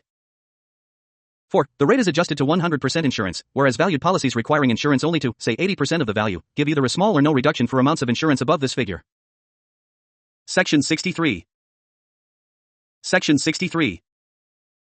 A condition, stipulation, or agreement in any policy of insurance, limiting the time for commencing an action thereunder to a period of less than 1 year from the time when the cause of action accrues, is void. Validity of agreement limiting time for commencing action. A clause in the policy to the effect that an action upon a policy by the insured must be brought within a certain period is valid and will prevail over the general law on limitations of actions as prescribed by the Civil Code, if not contrary to Section 63. Tn. If the period fixed is less than 1 year from the time the cause of action accrues, the stipulation would be void. In the case, however, of a policy of industrial life insurance, the period cannot be less than 6 years after the cause of action accrues. Nature of condition limiting period for filing claim. The condition that claims must be presented within a certain period after rejection is not merely a procedural requirement. It is in the nature of condition precedent to the liability of the insurer, or, in other terms, a resolutory cause, the purpose of which is to terminate all liabilities in case the action is not filed by the insured within the period stipulated. Where action brought against insurer's agent, bringing the action against the agent of the insurer is not just a procedural mistake where there is no condition that the action must be filed against the agent. The court cannot extend the clear scope of the agreement beyond what is agreed upon by the parties. The bringing of such action against the agent cannot have any legal effect except that of notifying the agent of the claim. Beyond such notification, the filing of the action can serve no other purpose. Where cause of action accrues. The cause of action in an insurance contract does not accrue until the insured's claim is finally rejected by the insurer. 1. Stipulated prescriptive period begins from the happening of the loss. It has been held that the stipulation is repugnant to Section 63 because it would reduce the period allowed the insured for bringing his action to less than 1 year. 2. Stipulated prescriptive period begins from rejection of claim. The court interpreted the words action or suit in the policy as referring to a claim or demand in a court of justice. But, a complaint or claim filed by the insured with the Office of the Insurance Commissioner would now be considered an action or suit, the filing of which would have the effect of tolling or suspending the running of the prescriptive period. 3. Stipulated prescriptive period begins from filing of claim, where a fidelity bond requires action to be filed within 1 year from the filing of the claim of loss. Such condition contradicts the public policy of discouraging unnecessary litigation expressed in Section 63. The cause of action does not accrue until the party obligated refuses, expressly or impliedly, to comply with its duties. Section 64. Section 64. No policy of insurance other than life shall be cancelled by the insurer except upon prior notice thereof to the insured, and no notice of cancellation shall be effective unless it is based on the occurrence, after the effective date of the policy, of one or more of the following: a. Non-payment of premium. B. Conviction of a crime arising out of acts increasing the hazard insured against. C. Discovery of fraud or material misrepresentation. D. Discovery of willful or reckless acts or omissions increasing the hazard insured against. E. Physical changes in the property insured which result in the property becoming uninsurable. F. Discovery of other insurance coverage that makes the total insurance in excess of the value of the property insured, or G. A determination by the Commissioner that the continuation of the policy would violate or would place the insurer in violation of this code. Section 65. Section 65. All notices of cancellation mentioned in the preceding section shall be in writing, mailed, or delivered to the named insured at the address shown in the policy, or to his broker provided the broker is authorized in writing by the policy owner to receive the notice of cancellation on his behalf, and shall state: A. Which of the grounds set forth in Section 64 is relied upon, and B. That, upon written request of the named insured, the insurer will furnish the facts on which the cancellation is based. Cancellation of non-life insurance policy. Cancellation: the right to rescind, abandon, or cancel a contract of insurance. It is the termination by either the insurer or the insured of the policy of insurance before its expiration. A contract of insurance is permitted to lapse when the insured fails to take some action to keep the insurance in force. The right of the insurer to cancel is found in sections 64 and 65, while the insured can cancel at his election by surrendering the policy. Such surrender entitles him to the return of the premiums on the customary short rate basis. Forms and sufficiency of notice of cancellation by the insurer. The conditions under which the right may be exercised are: 1. There must be prior notice of cancellation to the insured. 2. The notice must be based on the occurrence, after the effective date of the policy, of one or more of the grounds mentioned, section 64. 3. It must be in writing, mailed or delivered to the named insured at the address shown in the policy, or to his authorized broker, and 4. It must state which of the grounds set forth is relied upon. Important, it is the duty of the insurer upon written request of the named insured to furnish the facts on which the cancellation is based, section 65. The premium referred must be premium paid subsequent to the first, since it mentions of non-payment after effective date. Section 77 ordains that no policy or contract of insurance is issued by an insurance company is valid and binding unless and until the premium thereof has been paid. Prior notice of cancellation to insured. The purpose of provisions for notice of the insured is to prevent the cancellation of the policy without allowing the insured ample opportunity to negotiate for other insurance in its stead for his own protection. Notice given to insured himself. The notice should be personal to the insured and not to slash through any unauthorized person by the policy. Notice delivered personally or sent by mail. The notice need not be delivered personally. It may be mailed, section 65. But there is no proof that the notice, assuming it complied with the other requisites or conditions, was actually mailed to and received by the insured, or all that the insurer offers to show that the cancellation was communicated is its employee's testimony that it was mailed. Section 66. Section 66. In case of insurance other than life, unless the insurer at least 45 days in advance of the end of the policy period mails or delivers to the named insured at the address shown in the policy notice of its intention not to renew the policy or to condition its renewal upon reduction of limits or elimination of coverages, the named insured shall be entitled to renew the policy upon payment of the premium due on the effective date of the renewal. Any policy written for a term of less than 1 year shall be considered as if written for a term of 1 year. Any policy written for a term longer than 1 year or any policy with no fixed expiration date shall be considered as if written for successive policy periods or terms of 1 year. Renewal of non-life insurance policy. As a new contract or extension of old 1 GR, a renewal of insurance by the payment of a new premium and the issuance of a receipt where there is no provision in the policy for its renewal, is a new contract on the same terms as the old one. XBN, where the renewal is in pursuance of a provision to that effect, it is not a new contract but an extension of the old one. TN, in the last analysis, however, the resolution of the question depends primarily on the intention of the parties as ascertained from the instrument itself. Rights of the parties. The named insured is given the right to renew upon the same terms and conditions the original policy upon payment of the premium due on the effective date of the renewal unless the insurer at least 45 days in advance of the end of the period mails or delivers the insured notice of its intention not to renew the policy or to condition its renewal upon reduction of its amount or elimination of some coverages. The general rule is that the insurance company is bound by the greater coverage in an earlier policy where the renewal policy is issued without calling to insured's attention a reduction in the policy coverage. Period for giving notice of non-renewal by insurer. A policy written for a term of less than 1 year is considered as if written for a term of 1 year, while a policy written for a longer term or with no fixed expiration date is considered as if written for successive policy periods terms of 1 year, section 66. Thus, where the term of the policy is 5 years, the notice must be given at least 45 days before the anniversary date of any given policy year. If the 45 days rule is not complied with, the insurer may not refuse to renew a policy upon payment of the premium due. Unless the insurer complies with the requirements of sections 65 and 66, he has to renew the policy whether he likes it or not. And hashtag 127991. Chapter 1. The Contract of Insurance. The Policy.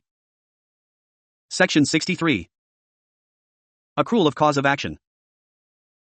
Section 63. A condition, stipulation, or agreement in any policy of insurance, limiting the time for commencing an action thereunder to a period of less than 1 year from the time when the cause of action accrues, is void. Agreement limiting time for commencing action. GR, a clause in the policy to the effect that an action upon a policy by the insured must be brought within a certain period is valid. XBN, if the period fixed is less than 1 year from the time the cause of action accrues, the stipulation would be void. Industrial life insurance, however, in the case of a policy of industrial life insurance, the period cannot be less than 6 years after the cause of action accrues. Question, contract states that the insured must commence his action against the insurer within the period of 6 months, otherwise he can no longer file an action. Is the agreement valid? A. No. The period shall not be less than 1 year. Consequently, since that stipulation is void, the proper action may be brought within the statutory period of limitation for written contracts without any agreement, within 10 years from the accrual of the cause of action. Question, supposing X insured his house and in the policy it was agreed that he has to file an action within 1 year from the time of accrual of the cause of action, is that agreement valid? A. Yes. 1 year is not less than 1 year. When cause of action accrues. Important, the cause of action in an insurance contract accrues when the insured's claim is finally rejected by the insurer. Elements of a cause of action in insurance. 1. Right on the part of the insured to be indemnified. 2. Insurer duty bound to give indemnification upon the happening of the peril insured against. 3. Violation by insurer of insured's right due to refusal on his part to indemnify. Void stipulations. 1. Stipulation that prescriptive period begins from the happening of a loss is void. 2. Stipulation that prescriptive period begins from filing of claim. TN. This is because both the loss and the filing of claim occur before the rejection of the insurer's claim. Take note that the cause of action does not accrue until the insured's claim is finally rejected by the insurer. Condition precedent. The condition that claims must be presented within a certain period after rejection is in the nature of condition precedent to the liability of the insurer. Where action is brought against insurer's agent, bringing the action against the agent of the insurer is a procedural mistake. This cannot have any legal effect except notifying the insurer of the claim. This is because the insured's cause of action is against the insurance company and not the agent. Right to collect v. Right to file an action. A right to collect accrues immediately after the happening of the loss. B. A right to file action accrues only when insured's claim is finally rejected by the insurer. Question: X insured his house. During the existence of the contract of insurance, X's house is gutted by fire, fire being a peril insured against. May X immediately seek indemnification from the insurer? A. Yes. The happening of the loss entitles insured to collect from the insurer. However, insured cannot go straight to the courts. He must first establish that his cause of action already accrued, that is, there is already a rejection by the insurer of his claim. Section 64. Cancellation of non-life insurance policy. Section 64. No policy of insurance other than life shall be cancelled by the insurer except upon prior notice thereof to the insured, and no notice of cancellation shall be effective unless it is based on the occurrence, after the effective date of the policy, of one or more of the following. A. Non-payment of premium. B. Conviction of a crime arising out of acts increasing the hazard insured against. C. Discovery of fraud or material misrepresentation. D. Discovery of willful or reckless acts or omissions increasing the hazard insured against. E. Physical changes in the property insured which result in the property becoming uninsurable. F. Discovery of other insurance coverage that makes the total insurance in excess of the value of the property insured, or G. A determination by the commissioner that the continuation of the policy would violate or would place the insurer in violation of this code. Section 65. All notices of cancellation mentioned in the preceding section shall be in writing, mailed, or delivered to the named insured at the address shown in the policy, or to his broker provided the broker is authorized in writing by the policy owner to receive the notice of cancellation on his behalf, and shall state A. Which of the grounds set forth in Section 64 is relied upon, and B. That, upon written request of the named insured, the insurer will furnish the facts on which the cancellation is based. Cancellation. It is the termination by either the insurer or the insured of the policy of insurance before its expiration. A. By the insurer, Sections 64 and 65. B. By the insured, by surrendering the policy to the insurer. Such surrender entitles him to the return of the premiums on the customary short rate basis.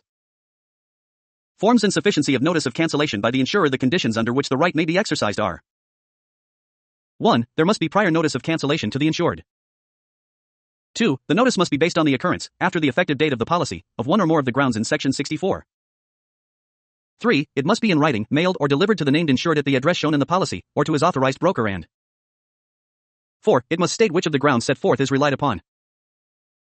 Important, it is the duty of the insurer upon written request of the named insured to furnish the facts on which the cancellation is based. The premium referred must be premium paid subsequent to the first, since it mentions of non-payment after effective date. Prior notice of cancellation to the insured. The purpose of provisions for notice of the insured is to prevent the cancellation of the policy without allowing the insured ample opportunity to negotiate for other insurance in its stead for his own protection. Important, the notice should be personal to the insured and not to or through any unauthorized person by the policy.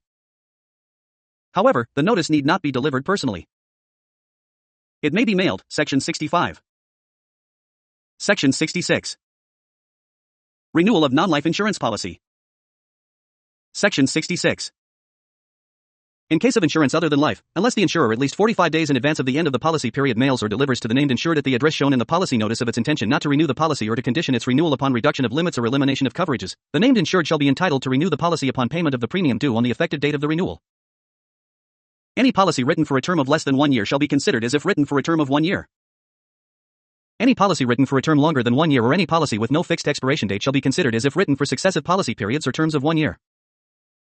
Renewal of non-life insurance policy. The rule on whether the renewal gives rise to a new contract or not depends on whether there is a provision for renewal in the policy. If there is a renewal provision, the renewal is not a new contract but an extension of the old one. B. If there is no renewal provision, the renewal is a new contract on the same terms as the old one. Rights of the parties. Gr. The insured in a non-life insurance policy is given the right to renew the contract with the same terms and conditions as that of the original policy upon payment of the premium due on the effective date of the renewal. XPN. Unless the insurer at least 45 days in advance of the end of the period mails or delivers the insured notice of its intention not to renew the policy or to condition its renewal upon reduction of its amount or elimination of some coverages. Discussion. The insured is allowed to renew the insurance policy unless the insurer gives a notice to the insured that he will not be allowed to renew anymore. Period for giving notice of non-renewal by insurer. A policy written for a term of less than 1 year, considered as if written for a term of 1 year. B. A policy written for a longer term or with no fixed expiration date, considered as if written for successive policy periods terms of 1 year. Important. Thus, where the term of the policy is 5 years, the notice must be given at least 45 days before the anniversary date of any given policy year. If the 45-day rule is not complied with, the insurer may not refuse to renew a policy upon payment of the premium due. Question. Insurance policy term is 2015 to 2029. Supposing you gave your notice in 2020, will that be sufficient? You did not give notice in 2016, 17, 18, and 19, because you know the policy will expire sometime in 2029. A. There is no need for the insurer to give the insurer such notification on a yearly basis. It is enough that the insurer will send at least one notification 45 days prior to the expiration. You treat it as if it is on a yearly basis. Thus, if you give notification in November 2016, that will be sufficient to cover until 2029. Discussion. Supposing you did not give any notification from 2016 until 2028, and 45 days prior to expiration, the insurer was able to spot that the contract was about to expire. The insurer may still give such notification in NOV of 2029, as long as it is made prior to the expiration of the policy. You have to remember that this notification is a right given to the insurer. What is not allowed for a contract longer than 1 year is that the insurer will give at any time. There is just a period within which the insurer has to give such notification. Question. Supposing the contract is drawn for a period of 20 days. When are you supposed to give your notice? A. The law provides that any policy written for a term of less than 1 year shall be considered as if written for a term of 1 year. However, in this case, the period of the contract is only 20 days, which is even less than the 45-day notification period required by law. Thus, the notice of non-renewal shall be made on the date of the issuance of the policy. If policy is for a period of 45 days, on the date of the issuance of the policy. B. If policy is for a period of 60 days, 45 days prior to end of the contract. Warranties. Section 67. Warranty may be express or implied. Section 67. A warranty is either expressed or implied. Warranty, a statement of promise by the insured contained in the policy itself or incorporated in or attached to it by proper reference. Important. The falsity or non-fulfillment of the warranty regardless of whether the insurer has suffered loss or damage as a result thereof renders the policy voidable at the insurer's election. Kinds of warranties. 1. Express warranty, an agreement contained in the policy or clearly incorporated therein where the insured stipulates that certain facts relating to the risk are or shall be true, or B. Certain acts relating to the same subjects have been or shall be done. 2. Implied warranty. Warranty which from the very nature of the contract or from the general tenor of the words, although no express warranty is mentioned, is necessarily embodied in the policy as part of thereof and which binds the insured as though expressed in the contract. X. The seaworthiness of a ship and a marine insurance. TN. It is only in marine insurance that the law provides for implied warranties. 3. Affirmative warranty. One which asserts the existence of a fact or condition at the time it is made. X. That the building is free of materials causing fire at the time of issuance. Question. When is warranty considered continuing? A. Warranty is continuing if it is one that must be satisfied during the entire coverage period of the insurance. 4. Promissory warranty. One where the insured stipulates that certain facts or conditions pertaining to the risk shall exist or that certain things with reference thereto shall be done or omitted. X. That there shall be installation of fire protection devices in the building insured. Affirmative versus promissory warranty. An affirmative warranty already exists during the time of the contract, while a promissory warranty need not exist yet, but there is an agreement that it should done after the issuance of the policy. Warranty is presumed affirmative unless the contrary intention appears. The courts will presume that the warranty is merely affirmative. Examples. 1. Where the policy describes the property as being a 2-story structure used as a residence, there is no warranty that such structure would continue to be used. 2. The statement watchman on premises at night made in the policy was held to refer only to the time of making the contract and not to be a warranty that a watchman would be kept continuously on the premises thereafter. Important, but the answer yes to the question, will you keep your book of accounts in an iron safe or secure in another building? Was held a promissory warranty, and the breach of which precluded recovery. Section 68. Past, present, future warranty. Section 68. A warranty may relate to the past, the present, the future, or to any or all of these. Time to which the warranty refers to a past, present, or future time. Examples. Warranty that relates to the past. That the insured never suffered any ailment. Warrant that relates to the present. That the building is occupied as a dwelling. Warranty that relates to the future. That the insured would employ a watchman or install fire extinguishers. Important, although the provision employs the term warranty in general, in case of a promissory warranty, the same may refer only to future events. Section 69. Intention of parties to create warranty. Section 69. No particular form of words is necessary to create a warranty. Intention of the parties governs the word warranty in the policy does not necessarily constitute warranty. Whether the statement made by the insured in the policy is a warranty depends upon the intention of the parties. Rule in case of doubt. In case of doubt, the statement will be construed as a representation rather than a warranty, especially if such statement is contained in any instrument other than a policy, like an application, which is, in itself, collateral merely to the contract of insurance. The parties must intend a statement to be a warranty, and it must be included as a part of the contract.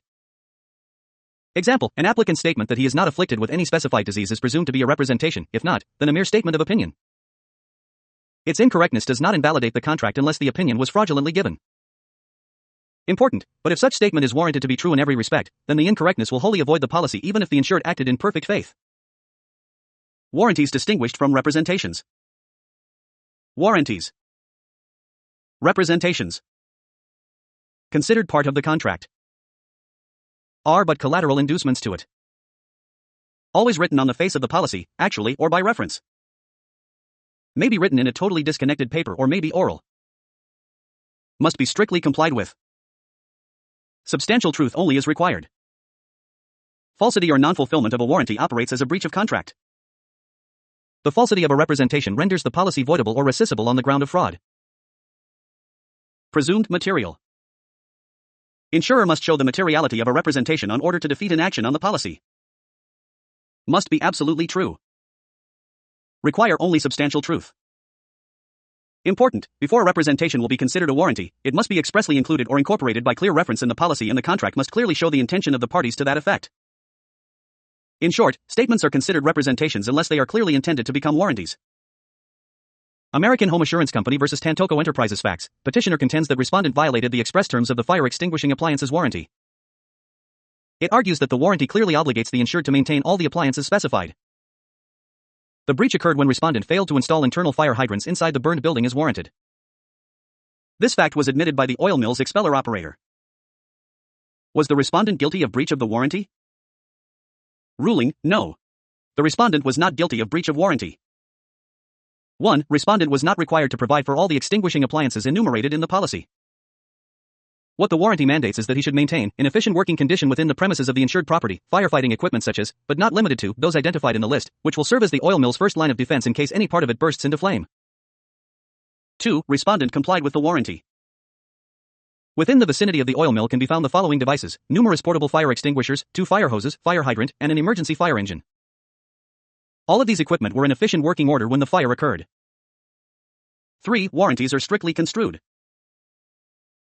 They are not just interpreted strictly but also with reasonableness. The reasonableness should be ascertained in the light of the factual conditions prevailing in each case.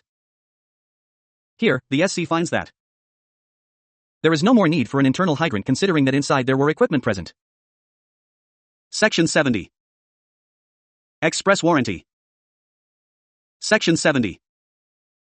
Without prejudice to Section 51, every express warranty, made at or before the execution of a policy, must be contained in the policy itself, or in another instrument signed by the insured and referred to in the policy as making a part of it. Express warranty GR, in order that a stipulation may be considered a warranty, it must not only be clearly shown that the parties intended as such, but it must also a. Form part of the contract itself, or b. If contained in another instrument, must be signed by the insured and referred to in the policy as making a part of it. XBN, express warranty contained in a rider, need not be signed by the insured nor referred to in the policy as making part of it because a rider attached to a policy is already part of the contract. Section 71. Express warranty must refer to a fact. Section 71. A statement in a policy of a matter relating to the person or thing insured, or to the risk, as fact, is an express warranty thereof. Statement must refer to a fact, it must not be an opinion, or belief, to constitute an express warranty. Where statement in the nature of an opinion, a statement in the policy which, from the very nature of the subject matter of the inquiry, can only be an expression of an opinion, is not a warranty of its truthfulness. Such a statement, if deemed a warranty at all, is merely a limited warranty as to the honesty and good faith of the insured. Important, where the statements in the application are qualified with words "to the best of my knowledge" or "near correct as I remember," the right to recover on the policy will not be defeated unless some answers are consciously incorrect. Question: X said that he is 35 years old, when in truth and in fact, he is just 45 years old. Is this an express warranty? A. It depends. If such facts was stated in the policy itself, it is considered as an express warranty. However, if such was merely said by X during the application for insurance, the same is merely an affirmative misrepresentation. Question: Policy says that X believes he is a good driver. A. Not an express warranty, as the statement merely refers to a belief or opinion. Section 72. Promissory warranty. Section 72.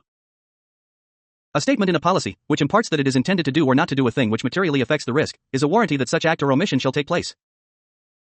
Promissory warranty. This section refers to a promissory warranty. Breach of promises or agreements as to future acts will not avoid a policy unless said promises are material to the risk.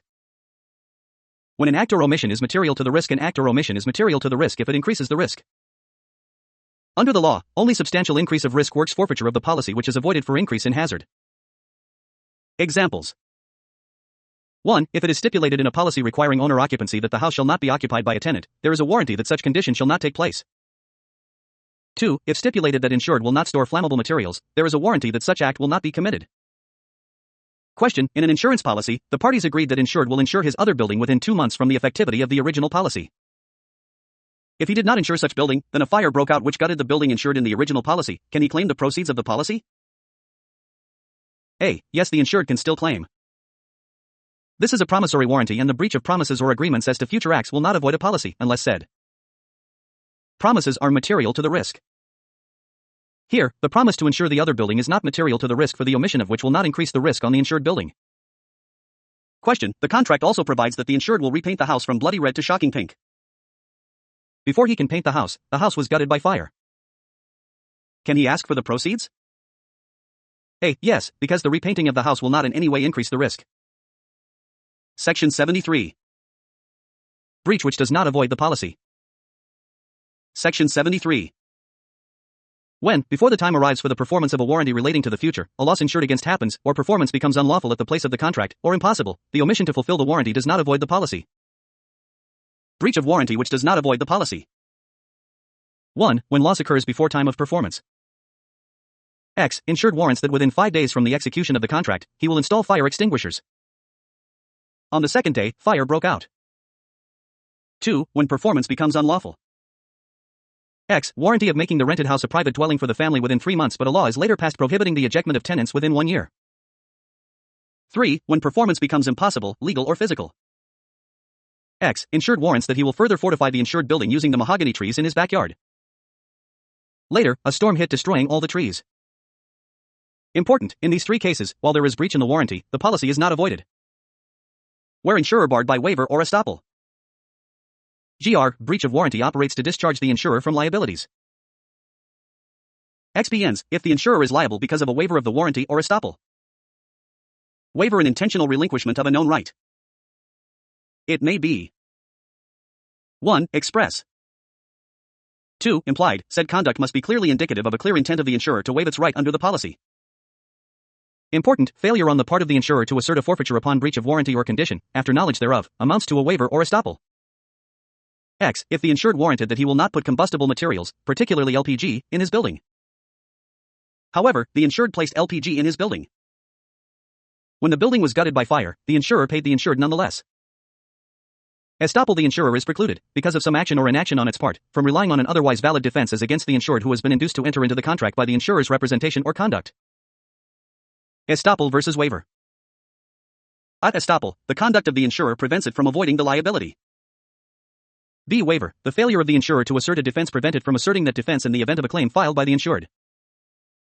Important, but whether it is estoppel or waiver that comes into play, the result is much the same. Actually, waiver is a type of estoppel. Examples. 1. Other insurance clause violated, insurer knowing that the insured has violated the clause on prohibition of making other insurances on the same property without giving notice to the insurer, preferred to continue the policy by demanding and collecting premium. 2. Premium not paid, an extension of time of payment amounts to a waiver of the insurer's right to require payment of premium on the due date. 3. Warranty clause violated, insurer was aware even before policy was issued that in premises insured, the number of fire hydrants was less than that demanded. Nevertheless it issued a policy and accepted premiums. 4. Insured vehicle not a common carrier, insurer knew all along that insured owned a private vehicle and not a common carrier when it issued a common carrier's accident insurance. Far Eastern Surety and Insurance Company v. VDA. DeMesa. Facts. Under the common carrier's accident insurance policy issued by the insurer, the recovery of the insured, taxicab company, is limited to all sums including claimants, passenger in the taxicab in this case, cost and expense which the insured shall become legally liable in the event of accident caused by or arising out of the use of the motor vehicle. The taxicab of the insured collided with a gravel and a sand truck. The lower court, while holding that the collision was due to the fault of the driver of the truck, nevertheless held the taxicab operator liable to the passengers on the strength of its representation that its passengers were insured against accidents and adjudged the insurer answerable to the insured in the view of its third-party liability contract. Issue: is the insurer liable to the insured under the policy? Ruling: no. The indemnity awarded to the passengers was not because of the accident but was exclusively predicated on estoppel, on the representation made by the insured. Had it not been for this representation, the insured would not have been liable at all. It does not appear, however, that the insurer authorized or consented to or even knew of the representation by the insured. It follows that the insurer may not be held liable for such damages for recovery is limited by the terms and conditions of the policy. Section 74. Violation of material warranty rescission. Section 74. The violation of a material warranty, or other material provision of a policy, on the part of either party thereto, entitles the other to rescind. Right to rescind the violation of the terms of the contract of insurance entitles either party to terminate the contractual relations. A. Rescission by the insured. The insured can sue for rescission for breach of contract due to refusal of the insurer to grant loan applied for although this was expressly agreed upon in the policy and he can recover the full amount of premiums paid by him up to the filing of the action. B. Rescission by the insurer. The insurer is entitled to rescind for violation of a warranty only if said warranty is material. Otherwise the breach will not avoid the policy. Important, the right of the insurer to rescind exists even though the violation was not the direct cause of the loss. Section 75. Violation of immaterial provision. Section 75. A policy may declare that a violation of specified provisions thereof shall avoid it, otherwise the breach of an immaterial provision does not avoid the policy. When violation of immaterial provision shall avoid policy gr, breach of a provision which is not material will not avoid the policy. XBN, if expressly stipulated by the parties, that the violation of a particular provision, although immaterial, in the policy shall avoid it. By such stipulation, the parties convert an immaterial warranty into a material one. Discussion. An example is when a fire insurance policy expressly states that the insured have to repaint the building from bloody red to shocking pink otherwise, it will avoid the policy. While the color of the paint is immaterial, it will avoid the policy because it is expressly provided for in the contract. Section 76. Effect of breach. Section 76. A breach of warranty without fraud merely exonerates an insurer from the time that it occurs, or where it is broken in its inception, prevents the policy from attaching to the risk. Effect of breach of warranty. Fraud not essential for breach of warranty. Falsity, not fraud, is the basis of liability of a warranty. Thus, fraud is not essential before the insurer may be entitled to rescind the contract on the ground of breach of warranty. Effect if breach is with or without fraud. Without fraud. The policy is avoided only from the time of breach and the insured is entitled to a. The return of premium at a pro rata rate from the time of the breach. b. All the premiums, if it is broken during the inception of the contract. Void ab initio. With fraud. The policy is void ab initio and the insured is not entitled to the return of the premium paid. Example. Warranty stipulates that insured will not store flammable materials in the building. A. Policy is issued on June 10, 2016. B. Insured violates the warranty on June 25, 2015. The insurer is exonerated only from June 25, 2016. Consequently, he liable only for loss arising before June 25, 2016, but not thereafter. In this case, the insurer is entitled to retain the premium up to June 25, 2016, the time of the breach. If the insured, without fraud, makes a false warranty at the time he signs the contract, he cannot recover for any loss arising thereafter because the breach prevents the policy from attaching to the risk. In other words, the contract is void ab initio but all the premiums should be returned to the insured. Conditions. Condition. Defined. A condition is an event signifying in its broadest sense either an occurrence or a non-occurrence that alters the previously existing legal relations of the parties to the contract. Important, insurer may impose whatever conditions they please upon their obligations, as long as they are not contrary to law, morals, good customs, public order, or public policy. A condition precedent calls for the happening of some event or the performance of some act after the terms of the contract have been agreed upon, before the contract shall be binding on the parties. Examples. 1. Policy shall not take effect until the delivery and payment of the first premium during the good health of the applicant. 2. In life insurance policy, the contract will only be effective upon the submission of the insured's medical records, evidencing good health. B. Conditions subsequent. That which pertains not to the attachment of the risk and the inception of the policy, but to the contract of insurance after the risk has attached and during the existence thereof. Example, condition requiring notice and proof of loss in case loss upon an insurance against fire. Difference between conditions and warranties. Condition precedent. Warranty. As to effect. One without the performance of which, the contract does not spring into life, limitation to the attachment of the risk. Does not suspend or defeat the operation of contract, a breach affords the remedy expressly provided in the contract or that furnished by law. Contract will never be effective unless the condition is complied with. This has nothing to do with the effectiveness of the contract. The contract is already effective until such time that there will be violation/breach of the warranty. Effect of breach. No contract at all. Insurer is entitled to rescind the contract. Exceptions. Exceptions defined. They are inserted in a policy for the purpose of withdrawing from the coverage of the policy, as delimited by the general language describing the risk assumed, some specific risks the insurer declares himself unwilling to undertake. X. Insurer issues policy covering a store and its contents against loss by fire may cut down the meaning of contents, by accepting money and securities, or restrict the peril of fire, by accepting fire caused by lightning. Distinguished from warranties and conditions. Warranty. Policy contains warranted statement that insured building is occupied. Condition. Policy declares that this entire policy shall be void if the insured building becomes vacant or unoccupied for more than 30 days. Exception. Policy provides that insurer will not be liable for loss, while the insured building is vacant or unoccupied. Effects of breach on legal relations of parties.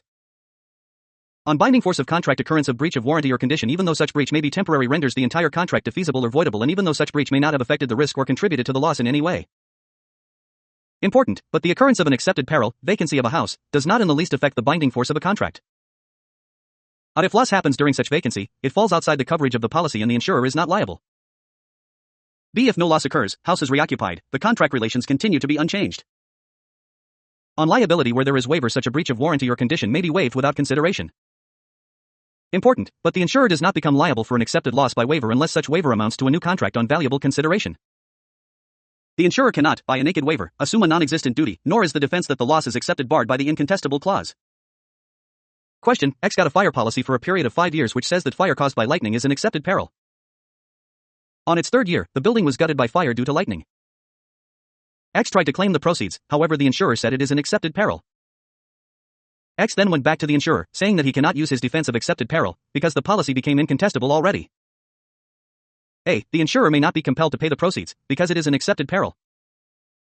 The principle of incontestability applies only to life insurance policies. Premium. Premium. Assessment. Levied and paid to meet anticipated losses. Collected to meet actual losses. The payment of the premium, after the first, is not enforceable against the insured. Are legally enforceable once levied, unless otherwise agreed. Generally not a debt. A debt, unless otherwise expressly agreed. Section 77. An insurer is entitled to payment of the premium as soon as the thing insured is exposed to the peril insured against. Notwithstanding any agreement to the contrary, no policy or contract of insurance issued by an insurance company is valid and binding unless and until the premium thereof has been paid, except in the case of a life or an industrial life policy whenever. Section 77 to 78. Premium and assessment. A. The grace period provision applies. B. Under the broker and agency agreements with duly licensed intermediaries, a 90-day credit extension is given. No credit extension to a duly licensed intermediary should exceed 90 days from date of issuance of the policy. Section 78. Employees of the Republic of the Philippines, including its political subdivisions and instrumentalities, and government-owned or controlled corporations, may pay their insurance premiums and loan obligations through salary deduction, provided that the treasurer, cashier, paymaster, or official of the entity employing the government employee is authorized, notwithstanding the provisions of any existing law, rules and regulations to the contrary, to make deductions from the salary, wage or income of the latter pursuant to the agreement between the insurer and the government employee, and to remit such deductions to the insurer concerned, and collect such reasonable fee for its services. Premium and assessment. Premium: the agreed price for assuming and carrying the risk. It is the consideration paid to an insurer for undertaking to indemnify the insured against a specific peril.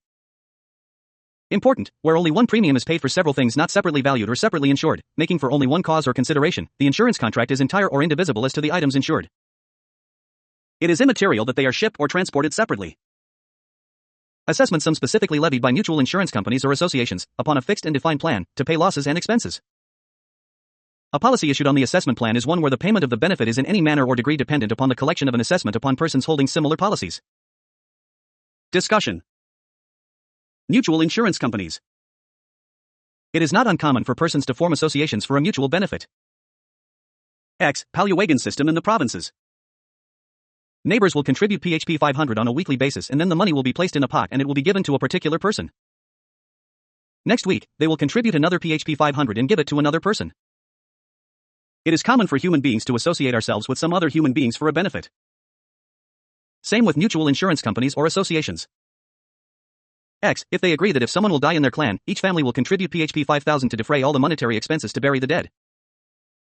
In that sense, they are not paying any premium, but they are contributing something in the form of an assessment. Important: in mutual insurance companies or associations, there is an agreement among the members that if something happens, they will contribute to the general fund to pay off whatever damage is sustained by a certain member. This is the concept of assessment. We do not apply this in ordinary insurance because in insurance, you pay premium and not assessment. Premium versus assessment: in theory, all payments of premiums and assessments are but contributions from all members of the insuring organization to make good the losses of individual members.